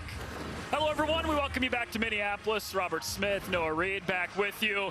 Rivalry football game, last day of the regular season, 10-7 game on a snow-covered field. This second half is about to be a lot of fun. Oh, it is going to be a lot of fun. And, of course, the Badgers, they go down and score right before halftime. They insert Hunter Simmons in at the quarterback spot, which they had done against Illinois a week ago, comes up with the big pass, and then, of course, Akers coming up with that big catch for the touchdown. That body control, just incredible on that play. And they're going to get an opportunity here in the second half to either tie it, take the lead on this drive. I'm excited to see this one, man. This rivalry football doesn't get any better than this.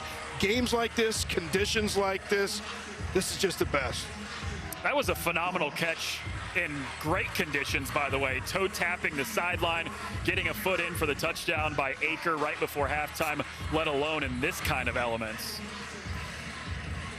Wisconsin got the score with 21 seconds before halftime to make it a 3-point game. They now get the football to start the third quarter as well. Minnesota fans getting crunk. See that? That's awesome. That's Minnesota crunk. A return from the 5. This is Giacomelli on the return. He's out just past the 25. So Wisconsin, with 21 seconds before halftime, got the touchdown. And Hunter Simmons, the backup quarterback, is in the game to begin this third quarter. He was responsible for that 67-yard pass to set up the touchdown right before the break. And now they bring out the redshirt senior to lead the way in the third quarter. You know, I really like this call going with Simmons, because when Carter Smith was in there, yes, he gives you the opportunity to run, but just a couple missed opportunities down the field that Carter Smith wasn't able to connect on in that first half. It's held on to by Simmons. He can do a little bit of running himself. Picks up 4 on the opening play. You know, we talk about the difficulty in playing in conditions like this if you're a defender, and it's an age-old adage about the offensive players knowing where they're going, the defensive players not, and they're reacting to what the offensive players are doing. When a quarterback like Hunter Simmons takes off, he may not be the runner that Carter Smith is, but it's just hard for those guys to get their footing and react to make the play. Second down. Simmons to throw. Has the protection. Fires down the seam into double coverage. That was nearly intercepted by Coy Parrish, looking for Vinny Anthony downfield. Well, I really didn't understand the combination of the routes. Yes, you want to take a shot downfield. I guess he just figured you're going to try and give a guy a chance, but really didn't see much underneath as options for Simmons to check down on that one. And you called it, partner. You want to get your ball downfield, but I don't know if double coverage there is the best option. Parrish in this defense trying to force a 3-and-out to begin the third quarter.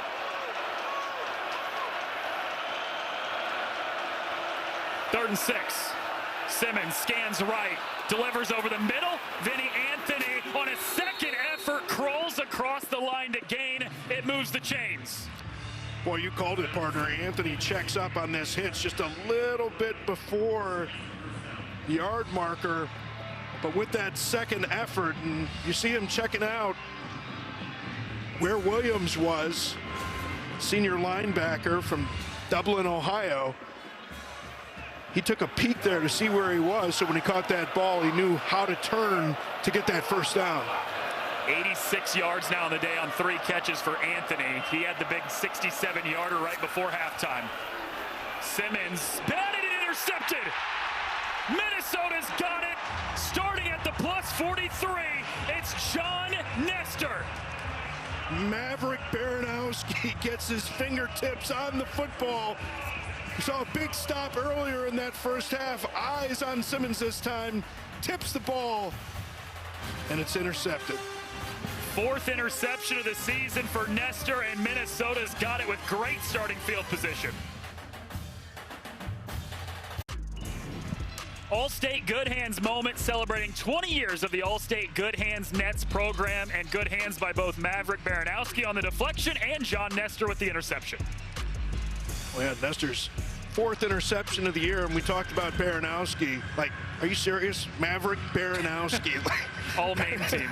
That's all name team. That's the best name in football I've heard since Weston Steelhammer, who's an Air Force player. But nice job on the tip, just reading the eyes of Hunter Simmons, and Nestor there to corral that ball. Minnesota also has Ashton Beers, the center. I think that's all name team as well. Third time the Gophers start in Wisconsin territory today, but it's only resulted in 3 total points. Play action, Lindsey rolling right, scans with a ton of protection, throws it behind his receiver, Brockington, who could not pull it in. A really nice job at the back end of that Wisconsin defense, and Mike Tressel, defensive coordinator, had those guys dialed in.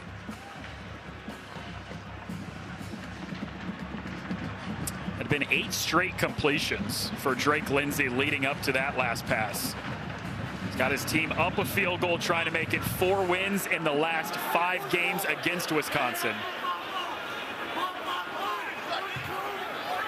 Which is pretty incredible considering they had lost 14 in a row at one point. From 04 through 2017. Taylor bouncing right side. Wisconsin's defense is stout again up front.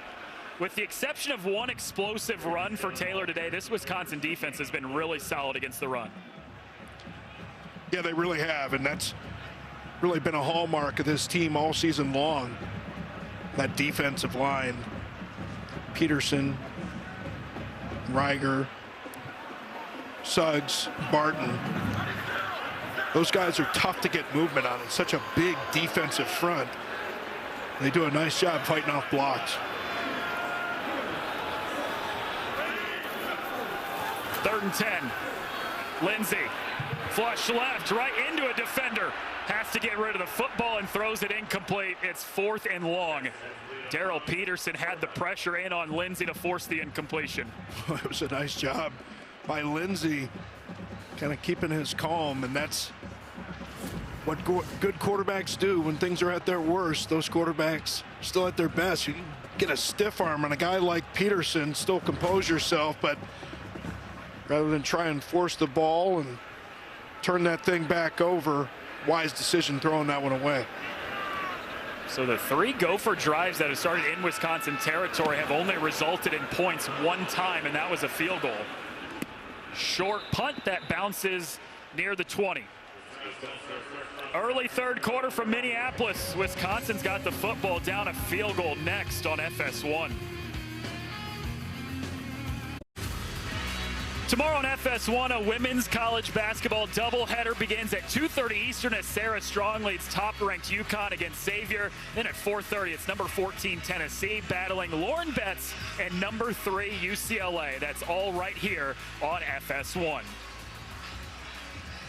The snow has not let up all day today in Minneapolis. On a cold day, you got to be bundled up and ready for it, and these fans certainly are.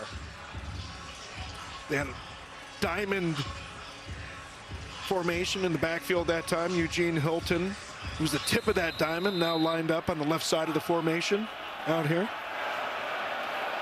It's Hunter Simmons, still the backup quarterback, in for his 2nd consecutive drive. Handoff, Jackson Aker, who had the touchdown catch right before halftime, gets a 2nd push for about 2, maybe 3 yards to open the drive.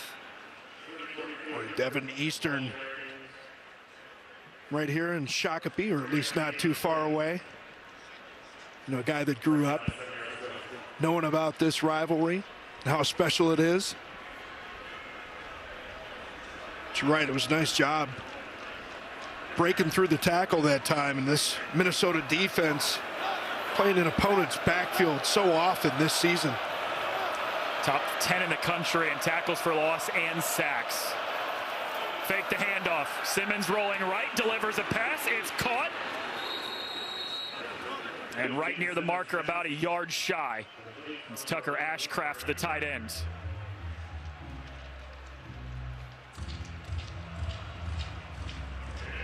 Jackson Aker coming into the game. We saw that incredible touchdown catch that he had, tapping his toes in the end zone. But really can do everything. Line up as a fullback as he is right now, as a true tight end. Such a versatile player. I think they hand it to him. They do. Great call. Leaping forward, he's got the 1st down. Right on the money, Robert. Let's go. One time out of 50, I was right. Nobody needs to know that. You're 1 for 1. I love seeing that old-fashioned I formation football, and it's what Wisconsin's been known for so long. Producing great offensive linemen and so many great backs over the years. But I think the wrinkle Jeff Grimes has really brought to this offense, you'll see a lot of trade shift motion like you see right here, changing up looks and getting defenses off balance. High snap, Simmons play action, Parrish with the pressure, delivers a strike, it's caught, Lance Mason, the tight end, tumbling down near the 45, and that's enough for a first down. Boy, and Danny Collins, the defensive coordinator, said it was really going to be about eye discipline. You're going to see Mason sneak out of the backfield, get that gain for the first down. And we just talked about this, Jeff Grimes, he moves people around so much and gives defenses so much to think about pre-snap and then post-snap, trying to figure out what your assignment is, what your keys are, and a lot of false reads, false keys, trying to get defenders looking the wrong way. Fake the handoff, screen pass. It's Anthony with a block in front of him, and he gets twisted down to the ground across midfield for 6. And Riley Mahlman, number 71, the left tackle, able to get out in front of that one. Riley's from Lakeville, Minnesota. I know that because one of the people in Vikings administration, Tom West, said I went to school.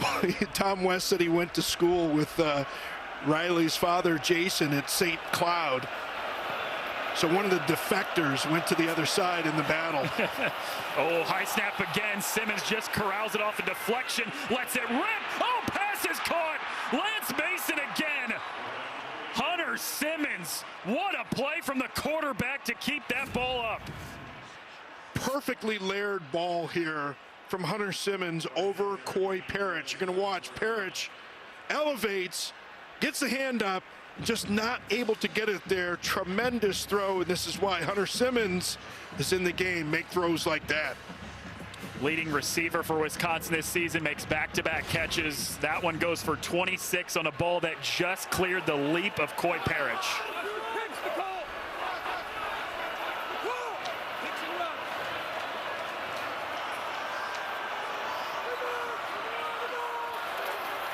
Fake, it's an end around.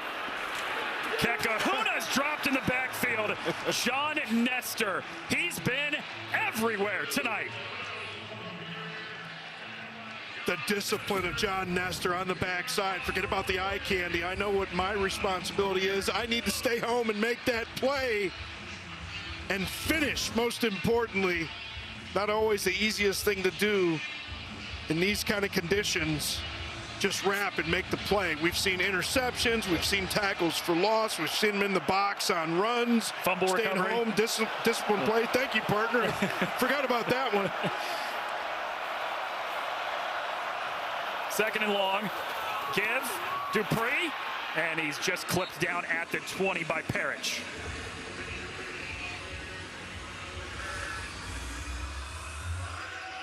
And we talk about Parrish again, man. Talk about down in the box. You know, you'll see safeties down making the plays on the edge, you know, outside of tackle box from time to time. Parrish, you know, right up the gut. He's lined up in there, coming down from that safety spot. You can see why he's been such a productive player, just absolutely fearless. Big impact in defense and special teams, a little bit of offense too. 3rd down, Simmons with protection, and it's intercepted. John Nestor's 2nd pick of the day. Foot race down the sideline to the 20 before he's dropped. John Nestor has been spectacular today.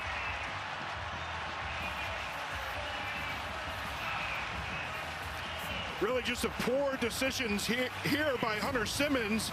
Not to take anything away from Nestor. Nestor was just in great position, great coverage here, right on the hip of Kekahuna, And Simmons throws it behind and right into the arms of the waiting Nestor, who's more than happy for the gift-wrapped interception. Third Wisconsin turnover today, and John Nestor has been involved in all 3 of them. 2 picks and a fumble recovery. He's there trying to fan him down, cool him down a little bit. I think the weather can do that just fine. Oh, man. That's just awesome. You know, to be able to do something like that in the rivalry games, there's just nothing like it. 5 on the season now for John Nestor. He missed last week, and what a glaring miss that was. Lindsey rolling right, fires back left, completes a pass on the sideline, and it's Jamison Gears who slips one before he goes out of bounds.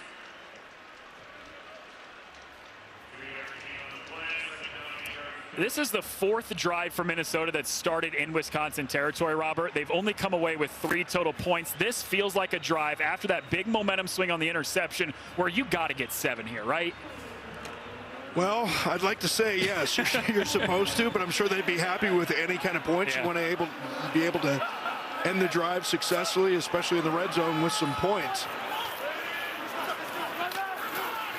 And the football off, Darius Taylor. He's got a touchdown earlier today, picks up just 1 yard.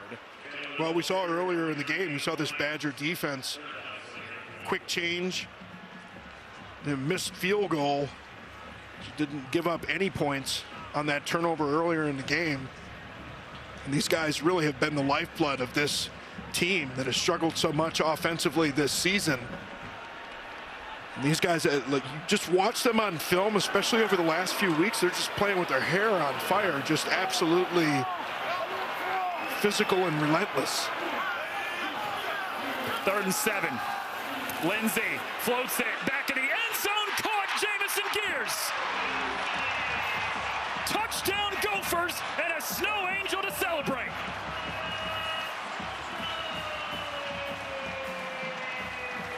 Jamison Gears gonna sneak behind the linebackers and between the safeties. You're gonna see him come right here in the middle of the field. Nobody picks him up. Safety doesn't react in time. Lindsey maybe put a little bit too much air on it, but that's okay. Gears gets the touchdown and the snow angel. That's a Minnesota style celebration right there. So is that. I love that. They're shotgunning Dr. Peppers. That is Jamison Gears after the touchdown catch. That's down on the ground too for the Gophers. After his 13-yard touchdown catch to make it a 2-score game again.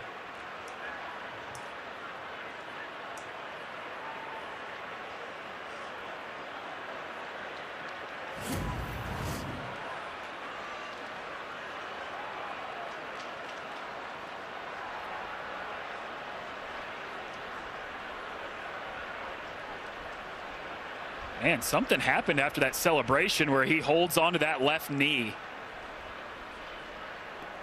Man. Yeah, hard to say what that is. You know, you just don't want to speculate. Just know sometimes you get the adrenaline flowing, especially after a touchdown, not really thinking about what's happened, and then kind of feel a twinge. He's getting a little bit of help off the field, but he's putting weight on that thing. It's a good sign. His quarterback, Drake Lindsey, talking to him as well.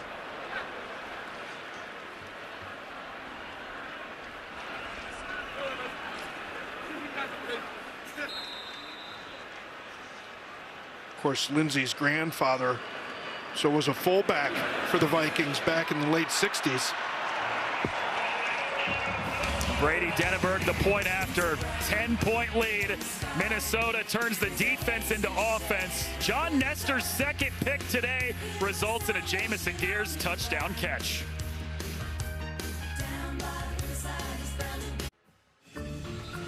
Weekdays on FS1, sharp minds talking everything that matters. Wake up, Barstool, The Herd, and First Things First. It's sports talk that never lets up. Weekdays on FS1. A 25-degree snowy day and dressing for the weather. Sometimes that means a winter coat, hats, and gloves. Sometimes that just means dressing like a polar bear or a tiger. I think if I was a Wolverine, we got a gopher. You would think I spent 8 years. I lived up here for 8 years, and I did not bring a real coat. And we walked over here. You know, sometimes it's 22 degrees. It's not real Minnesota cold. Like, I think I'm still Minnesota ready for, you know, this type of weather, but I'm not. Dallas has worn off on you, apparently. Wisconsin down 10 after the touchdown from Jamison Gears, and this is Cade Giacomelli on the return across the 30. Well, Wisconsin has had more success moving the football, but it's back-to-back drives in this third quarter that have resulted in interceptions, and that most recently led to 7 points for Minnesota. Well, they're still going to go with Hunter Simmons at quarterback, though, they feel, especially now in a situation when you're down. Feel you're going to need to throw the football, and I believe that he provides a better option that way. And, you know, for those that weren't around and earlier in the first half, Carter Smith had some opportunities to make some connections downfield and just wasn't able to make them. But Hunter Simmons has got to make better decisions. 7 interceptions in 5 games played now for Simmons after the 2 today. Gives the football to Aker, who gets a nice block. And Aker with a powerful run down to the 45. He picks up 12 to move the chains. No panic in this team. We'll go old school. Lance Mason in the backfield, little cutoff on the backside. And use that offensive line, be physical, get downhill. Aker is more of a tight end / fullback now, but he came into Wisconsin as a running back. So he has those natural abilities to run the football, and they use him in a bunch of different ways.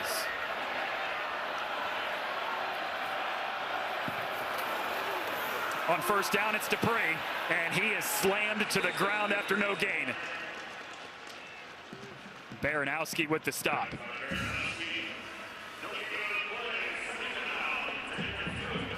We talked about Jeff Grimes and what kind of offensive coordinator he is. He likes to change up those pre-snap looks, likes to go with the trade, shift motion, get tight ends, get receivers on one side of the formation, move them to the other. This isn't a true play action type look, but play action may be the call here soon.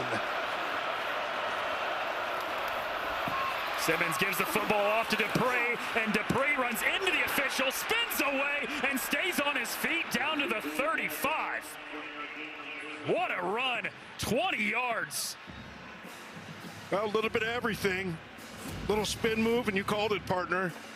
Just kind of bouncing off the official, little pinball move here. Boink, just give him a little elbow to the side. They always tell you to spin on contact as a running back, and you can see why. Makes it hard for them to grab you, get an extra 3-4 yards out of that run. Nice job protecting the ball at the end. Yeah, Jeff Grimes said he's all about those dirty yards. He'll get you 2 or 3 extra, but he got about 10 extra on that one. End around, and the Jets sweep and swung to the ground. Tyrell Henry had no space. That Minnesota defense played it perfectly. Yeah, and Carter Menz, redshirt sophomore out of Horace, North Dakota. Look at that.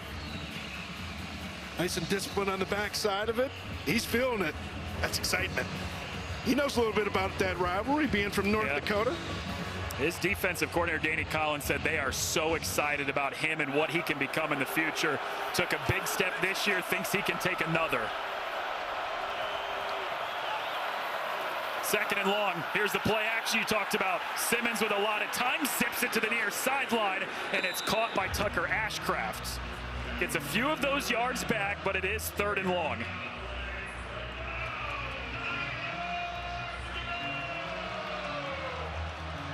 And again, it's so easy to see these things from up in the booth, but I want you to watch right at the top of the screen here. Anthony, he has this kind of space. I'm getting the ball into his hands. And I know that, you know, with these pure progressions that'll start on one side and move to the other, it's hard to get your eyes back to the other side of the formation. But with all that space with Anthony, you got to at least check as a QB. On 3rd and long, hand the football off to Dupree, who spins out of a tackle, and a stop made by John Nestor. Who else would it be? Well, I think they are going to try and field goal here. That's going to be close to a 50-yarder. Or is it the punt unit? Yeah, that makes a lot more sense. I'm going to try and pin him.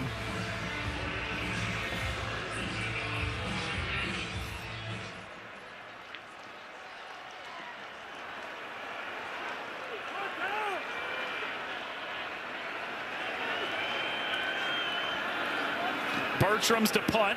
They use him in these short yardage situations, and it worked to perfection. Touched up at the 2, and that's where Minnesota will take over. Right before the end of the 3rd quarter, it's a 10-point lead for the Gophers.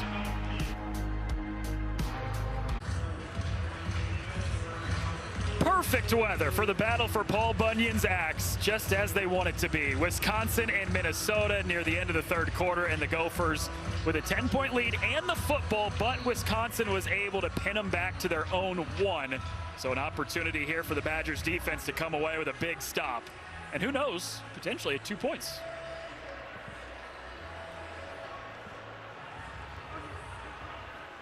They always talk about playing complementary football. Want to have all 3 phases in sync. Tremendous job, partners. You called it. Pinning this Gopher offense. QB sneak. Instead, it's a handoff. Taylor, a bit of breathing room, picked up a yard or 2. A bit more space. And you can see Tony Nelson right in the middle of that from Tracy, Minnesota, who got the freshman, or got the start today. It's the redshirt junior. They were talking about how excited he was, you know, being from Minnesota, really understanding, you know, what this rivalry is about. That's his first start of this season. He and the Gophers are headed to a 4th quarter 2-possession lead here in the snow from Minneapolis. Battle for Paul Bunyan's axe is coming down to the wire again. What a day for Nestor with 2 interceptions and a fumble recovery. Been great on defense, and his Gophers lead by 10. The most played and longest ongoing rivalry in college football. 135th all-time meeting, the 119th straight year that they've played this rivalry. The battle for Paul Bunyan's axe, and Gophers fans hoping that they hold on to it 1 more year so they can go look at it just off Dan Patch Avenue at the 2026 State Fair next season. I got to get my hands on that thing at some point. That's scary. It's just a cool trophy. Backed up against their own goal line. It's a handoff to Darius Taylor, bouncing off of the tackler, and a push down to the 6-yard line. It is 3rd and about 5 coming up for Minnesota.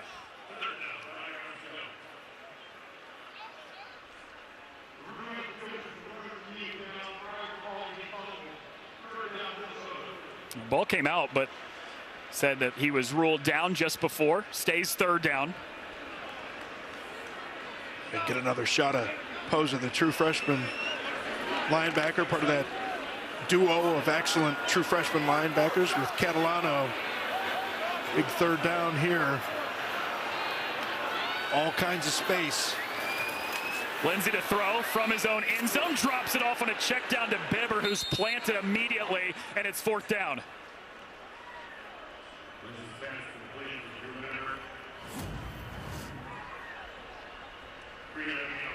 He's going to go underneath to his tight end. And this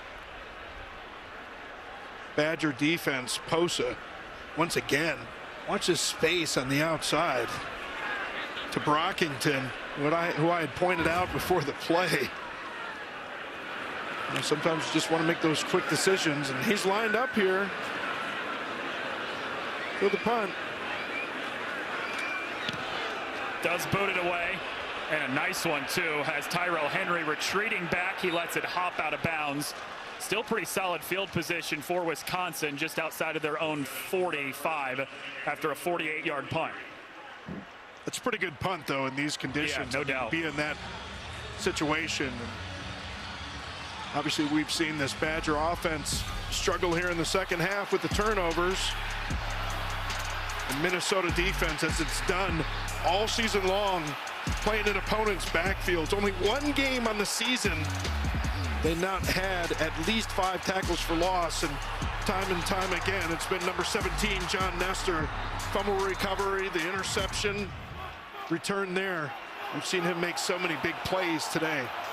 4 tackles for loss today for this Minnesota defense, but as Robert just said, it's been more about the turnovers. 2 interceptions and a fumble today.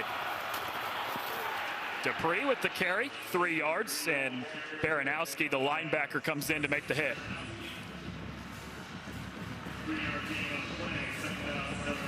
Danny Collins, his defensive coordinator, said that kid plays with his hair on fire. He is flying all over the field. He may start near one sideline, he'll finish at the other, just plays so hard. You would expect nothing different from a guy named Maverick Baranowski. Again, probably the most perfect linebacker name that you could ever have.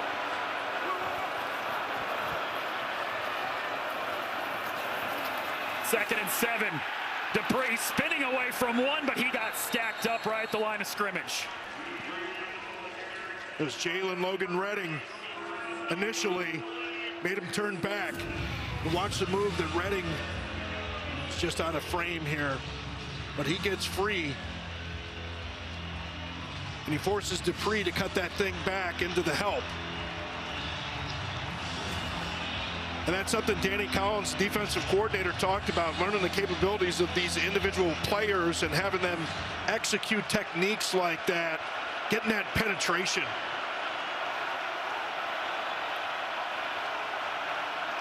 On a 3rd and 7, Simmons wanting to throw, scans right the whole way, and it is incomplete. Wanted Kekahuna, but it's 4th down.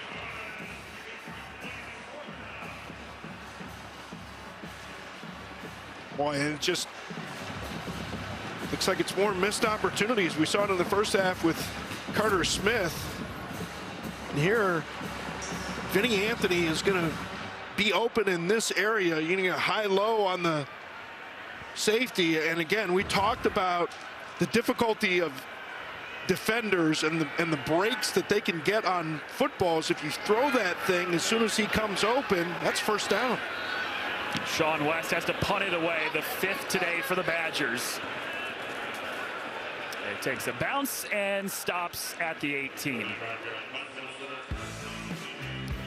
Minnesota football up 2 scores with 11:47 to go, trying to hold on to the Axe. Final 11:47 to go in the battle for Paul Bunyan's Axe, with Minnesota up 17-7.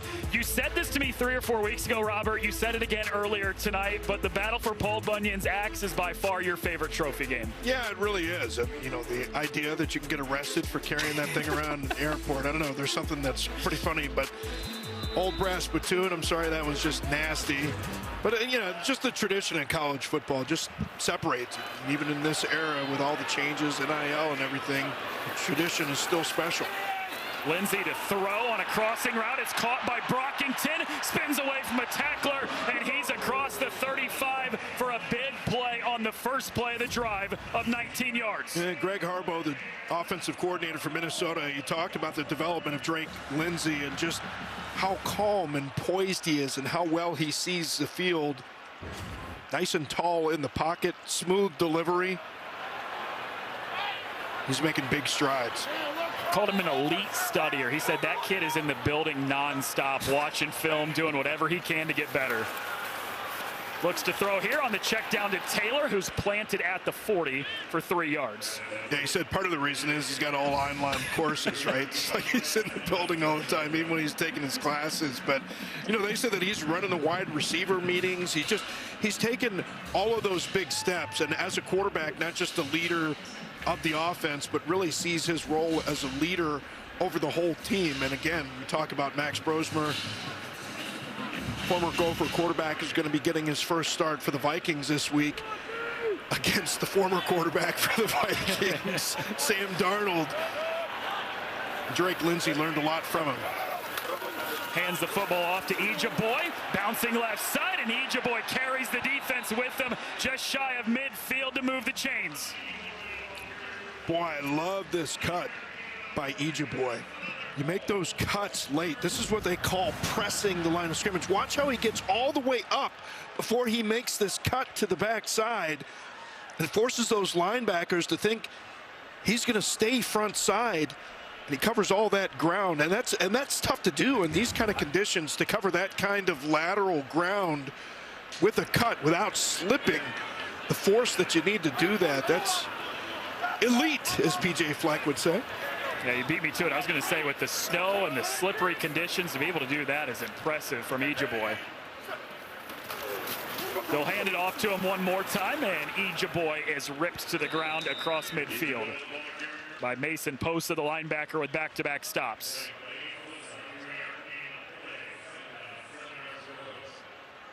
You know, and they talk about the way that plays are designed.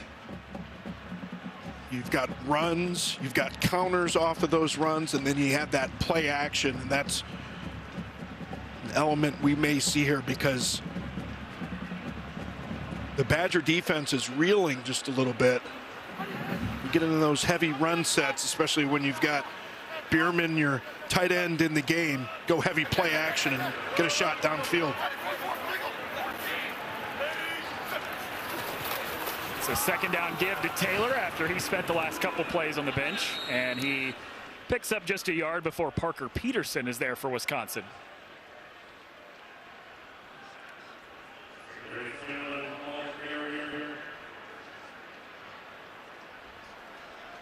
But we haven't really heard much from Jalen Smith today. He's on the field for this third down. Doesn't have any reception. Well, he has one reception.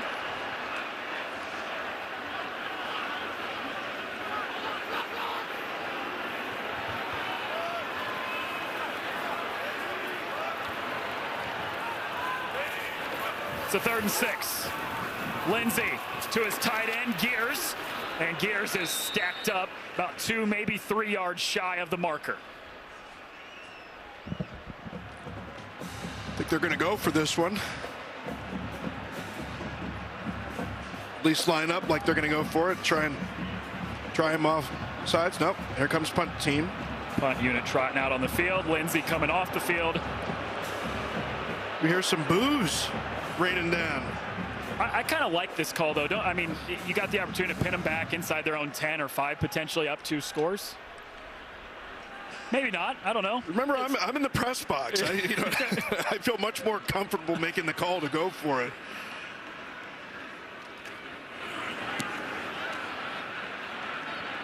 Tyrell Henry lets it bounce, and it goes out of bounds near that 10-yard line. There is a flag to check on.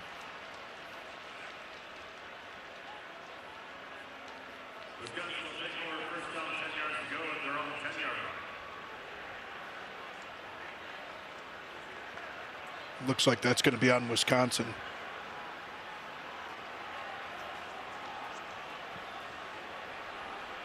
Illegal formation. Portland formed the backup on the kicking team. 5-yard penalty from the previous spot. 4th down. Pointing in the other way when they were in their little huddle. Definitely want to make them kick it again. This is the first penalty of the day against PJ Fleck's Gophers, coming with 7:14 to go in the game. Like you said, punt unit has to come back out.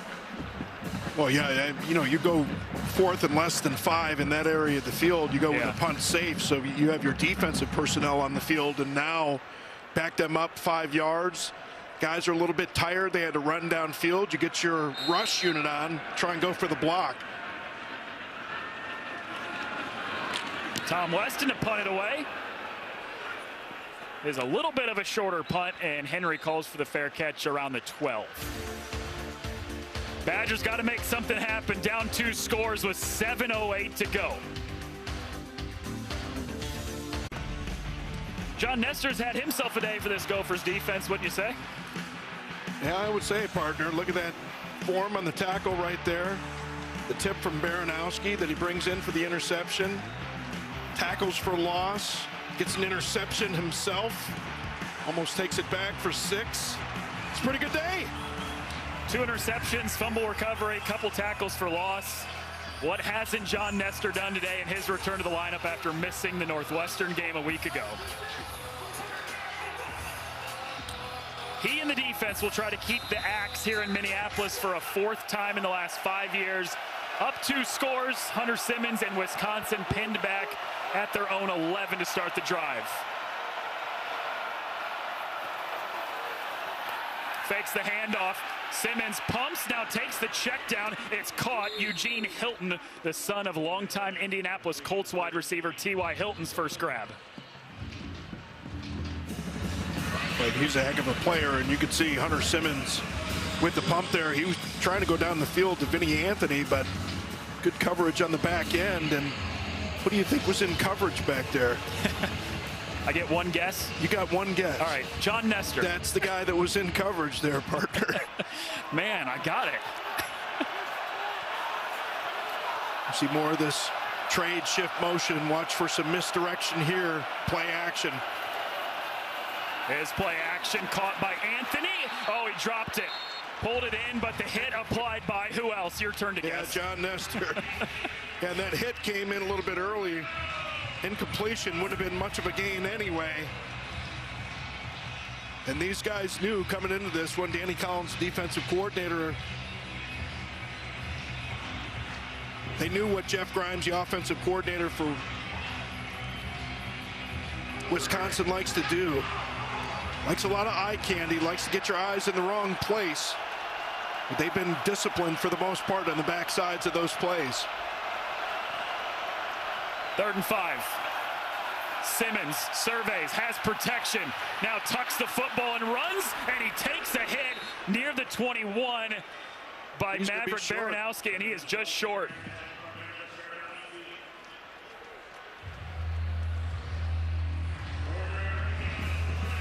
Now you're at the point in the game, got to start thinking about time.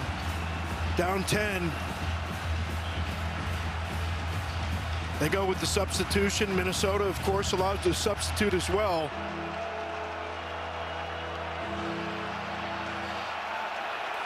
Fourth and 1. Aker and Dupree in the backfield. Play clock under 5. They're not going to do it. They do snap it. Dupree, first down.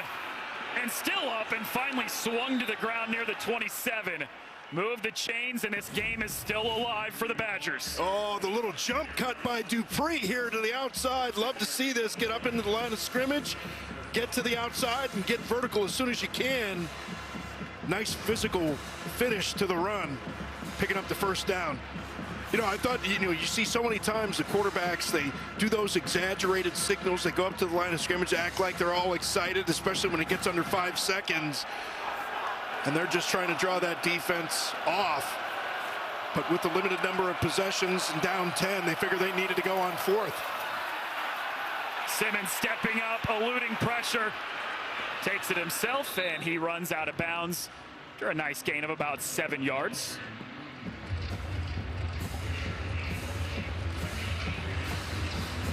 We just don't have that much time. No.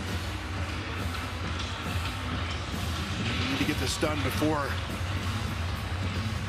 2-minute timeout, unlike the NFL. 2-minute warning. We get our 2-minute timeout here in college football. You were right when you said Wisconsin doesn't have a lot of time here, but huddling up there, they're taking a lot of time off the play clock here.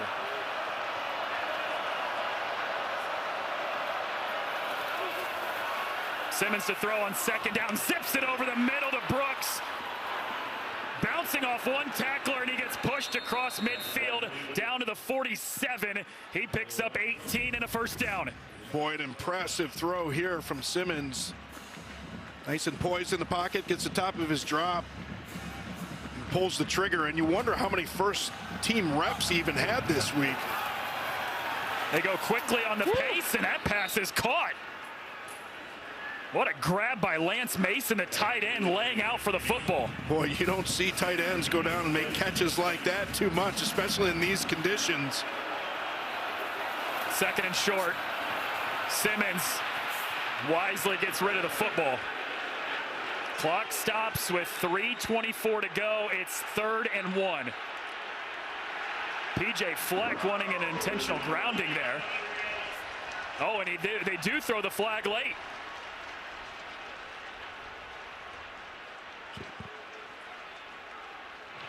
Intentional grounding, offense number 15.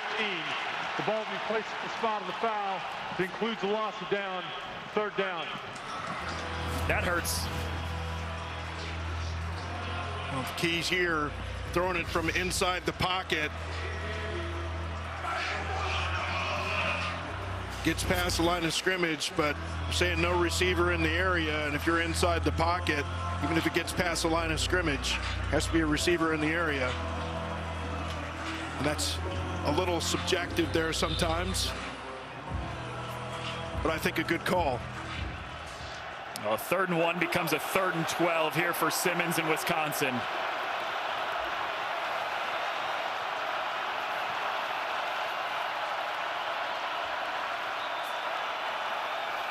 Right before the snap, play is blown dead.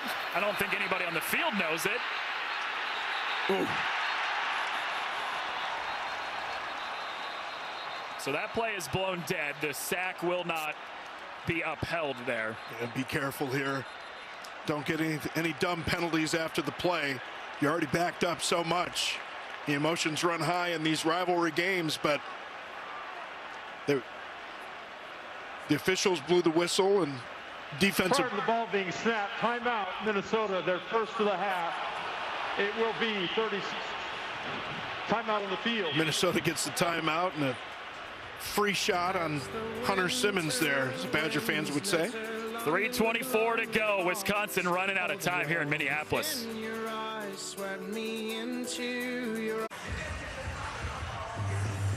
21 degrees in snow. Forget about a coat. Sometimes you don't even need a shirt, apparently. Yeah, you had that look going earlier, didn't you? I sure did. Guess he probably had a few beverages that they're serving as antifreeze. Battle for the axe here in Minneapolis, and Minnesota is 3:24 away from retaining it for yet another year. Caught. Kakahuna dropped immediately after he pulled it in by Gooseby. Woo. That leaves you in a tough 4th down spot right there.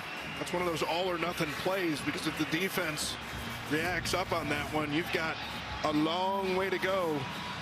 And you're better off just going for a chunk of that one instead of trying to get an all or nothing play like a screen to the outside.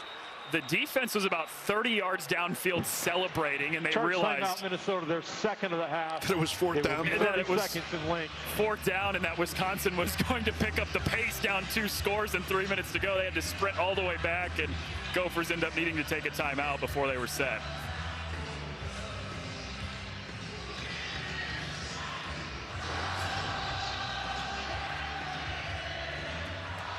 #135th all-time meeting between these two rivals, the most played FBS rivalry in the series, tied 63-63 in 8 ties. Yeah, and so many times games come down to turnovers, and being -3 in the turnover ratio here with Wisconsin, you know, that's one of the first things that you learn in football. Somewhere around 5% to win games when you're -3 in the turnover ratio, and just so much to overcome. And there's some issues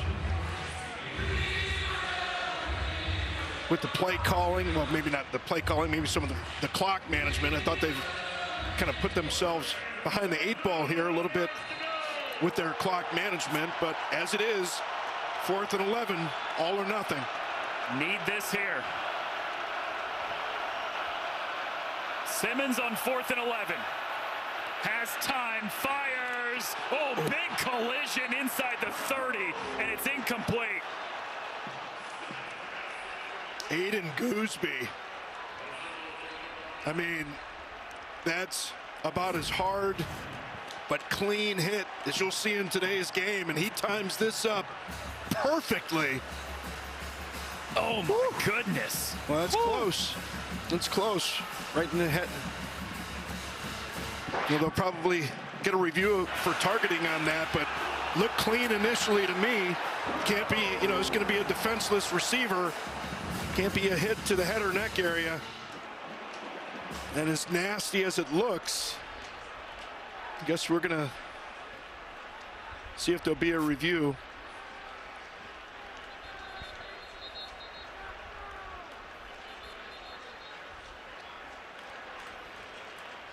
Nothing so far. Yeah, called down. Like it.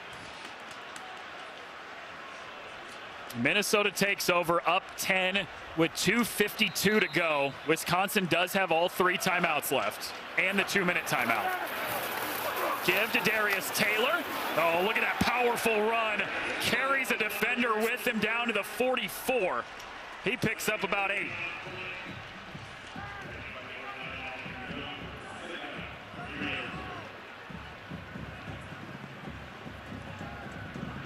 Well, you got to use a timeout north of the 2-minute timeout. Just burning time. Now Minnesota can run this all the way down to the 2-minute timeout. They do not have to snap the football. No, excuse me, they do. It's about 4 seconds shy.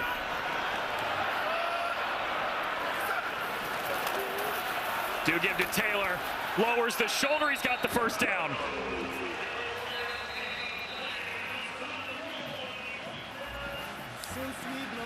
Little chippiness between these two rivals.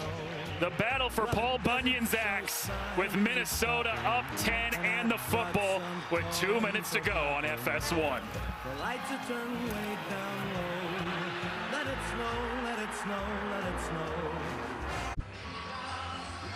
That's a look at Tim Burke, or Berkey as we call him, weathering the elements down there in the snow, and it gives us an opportunity to thank our wonderful crew. This is our final game of the regular season, led by producer Brad Weimer, director Brian Biederman, our technical director TJ Toyozaki, and the rest of this awesome crew that you see on the list there. Week in and week out, they put in long hours, time away from home, a lot of hard work to be able to make the shows look and sound as good as they do. Cannot thank you enough. We really appreciate the incredible work that you have done since late August in week 1 all the way till now in week 14 of the college football season.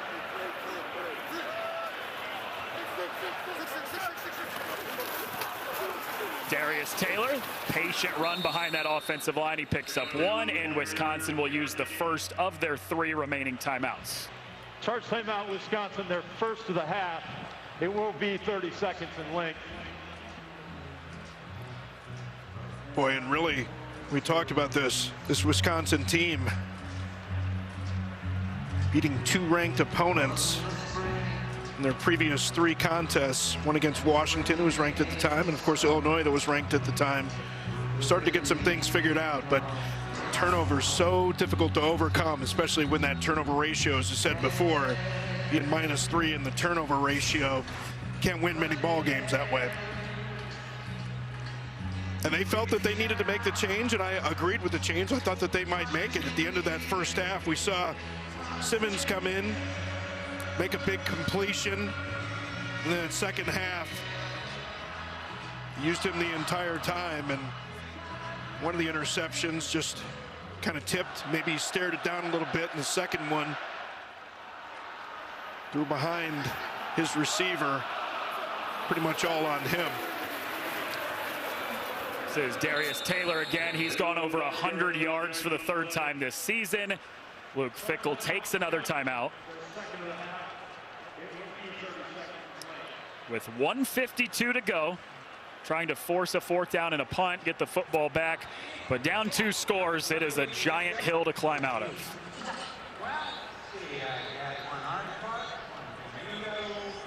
Well, it's tough.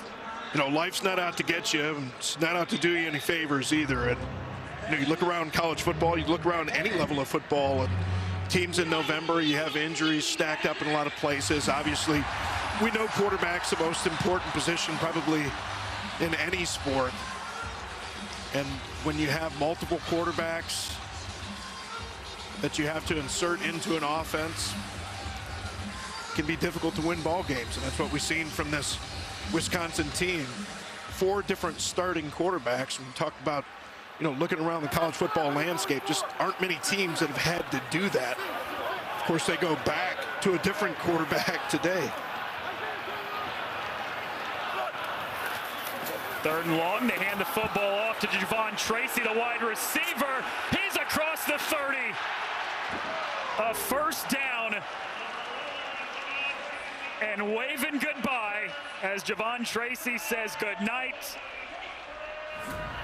for the Gophers. Well, fitting that they get it done with the run. Gets that little convoy out in front. Little help from his friend Pierce Walsh, tight end on the outside. And that does it. 1 timeout left. First down. Like they did at the beginning of or at the end of the first half, they go into this victory formation. But this time it's actually for the win instead of the kill time at the end of the first half. PJ Fleck takes the timeout here for Minnesota. I don't know if that's a senior thing, like you try and get maybe a senior out there. I don't know why you call timeout there.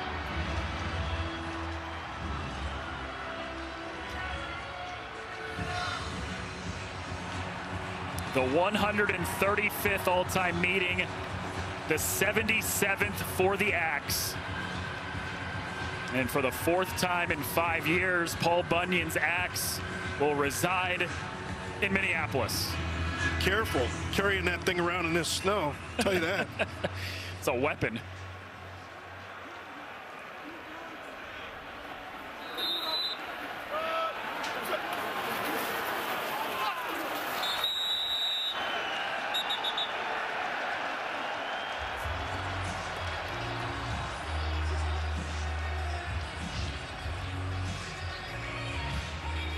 Well, PJ Fleck said you start the year, you've got a freshman quarterback, you're really not sure what you're going to get. It's kind of a hold on tight and let's see what happens. And he said if you would have told me that we had 6 wins and had an opportunity to go for win number 7 to close out the season in the battle for the Axe against Wisconsin, he said I would have taken that.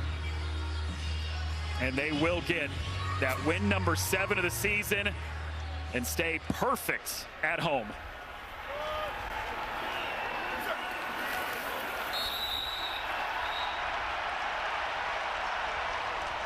And they're running for Paul Bunyan's Axe. Goldie's got it. Goldie can't see very well in that costume. You better be careful. Don't swing it, Goldie.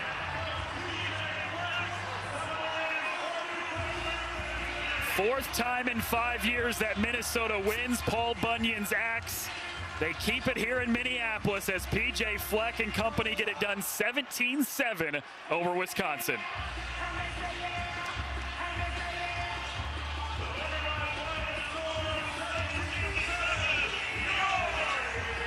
Ooh.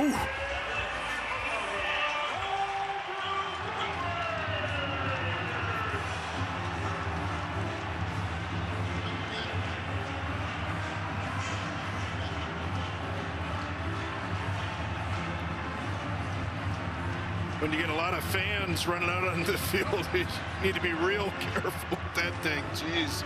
Everybody wants to try and grab it. What a scene here in Minneapolis. Fans on the field. Minnesota holds on to the Axe with a 17-7 win over their rival Wisconsin.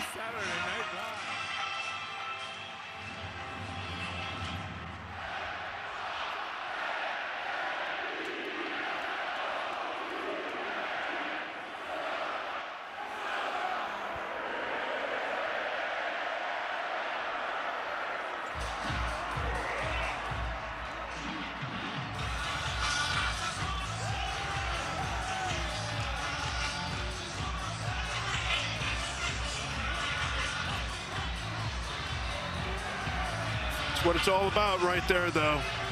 It's what makes college football just a little bit different. these programs, kids grow up wanting to play in rivalry games, especially the ones born in Minnesota, Wisconsin, Iowa, really Big Ten country in general. So many of these rivalries define the matchups, and sometimes there's a really cool trophy at the other end of it. Taking the jobs at the goalpost. I just love that part. A lot of fun this year with your partner. Yes, sir. Good luck to your Hoosiers another season. Not this one, though. Big thank you to our producer, Brad Weimer, director Brian Biederman, rest of our awesome crew, spotter Zach Hoffner, statistician Russ DeLynn. It's on to the studio now with Mike Hill and the guys. Welcome to FS1 College Football Extra, sponsored by Amazon.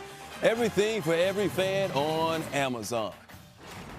Hey there, welcome inside our LA studios. I'm Mike Hill along with Bruce Feldman and Chris Peterson. Let's get you caught up on a huge Week 14 with our Amazon highlights, starting with the game. Ryan Day trying to get that monkey off his back, trying to knock off Michigan. He's lost 4 straight against them, despite winning the national championship last year, and Michigan's defense came to play early on.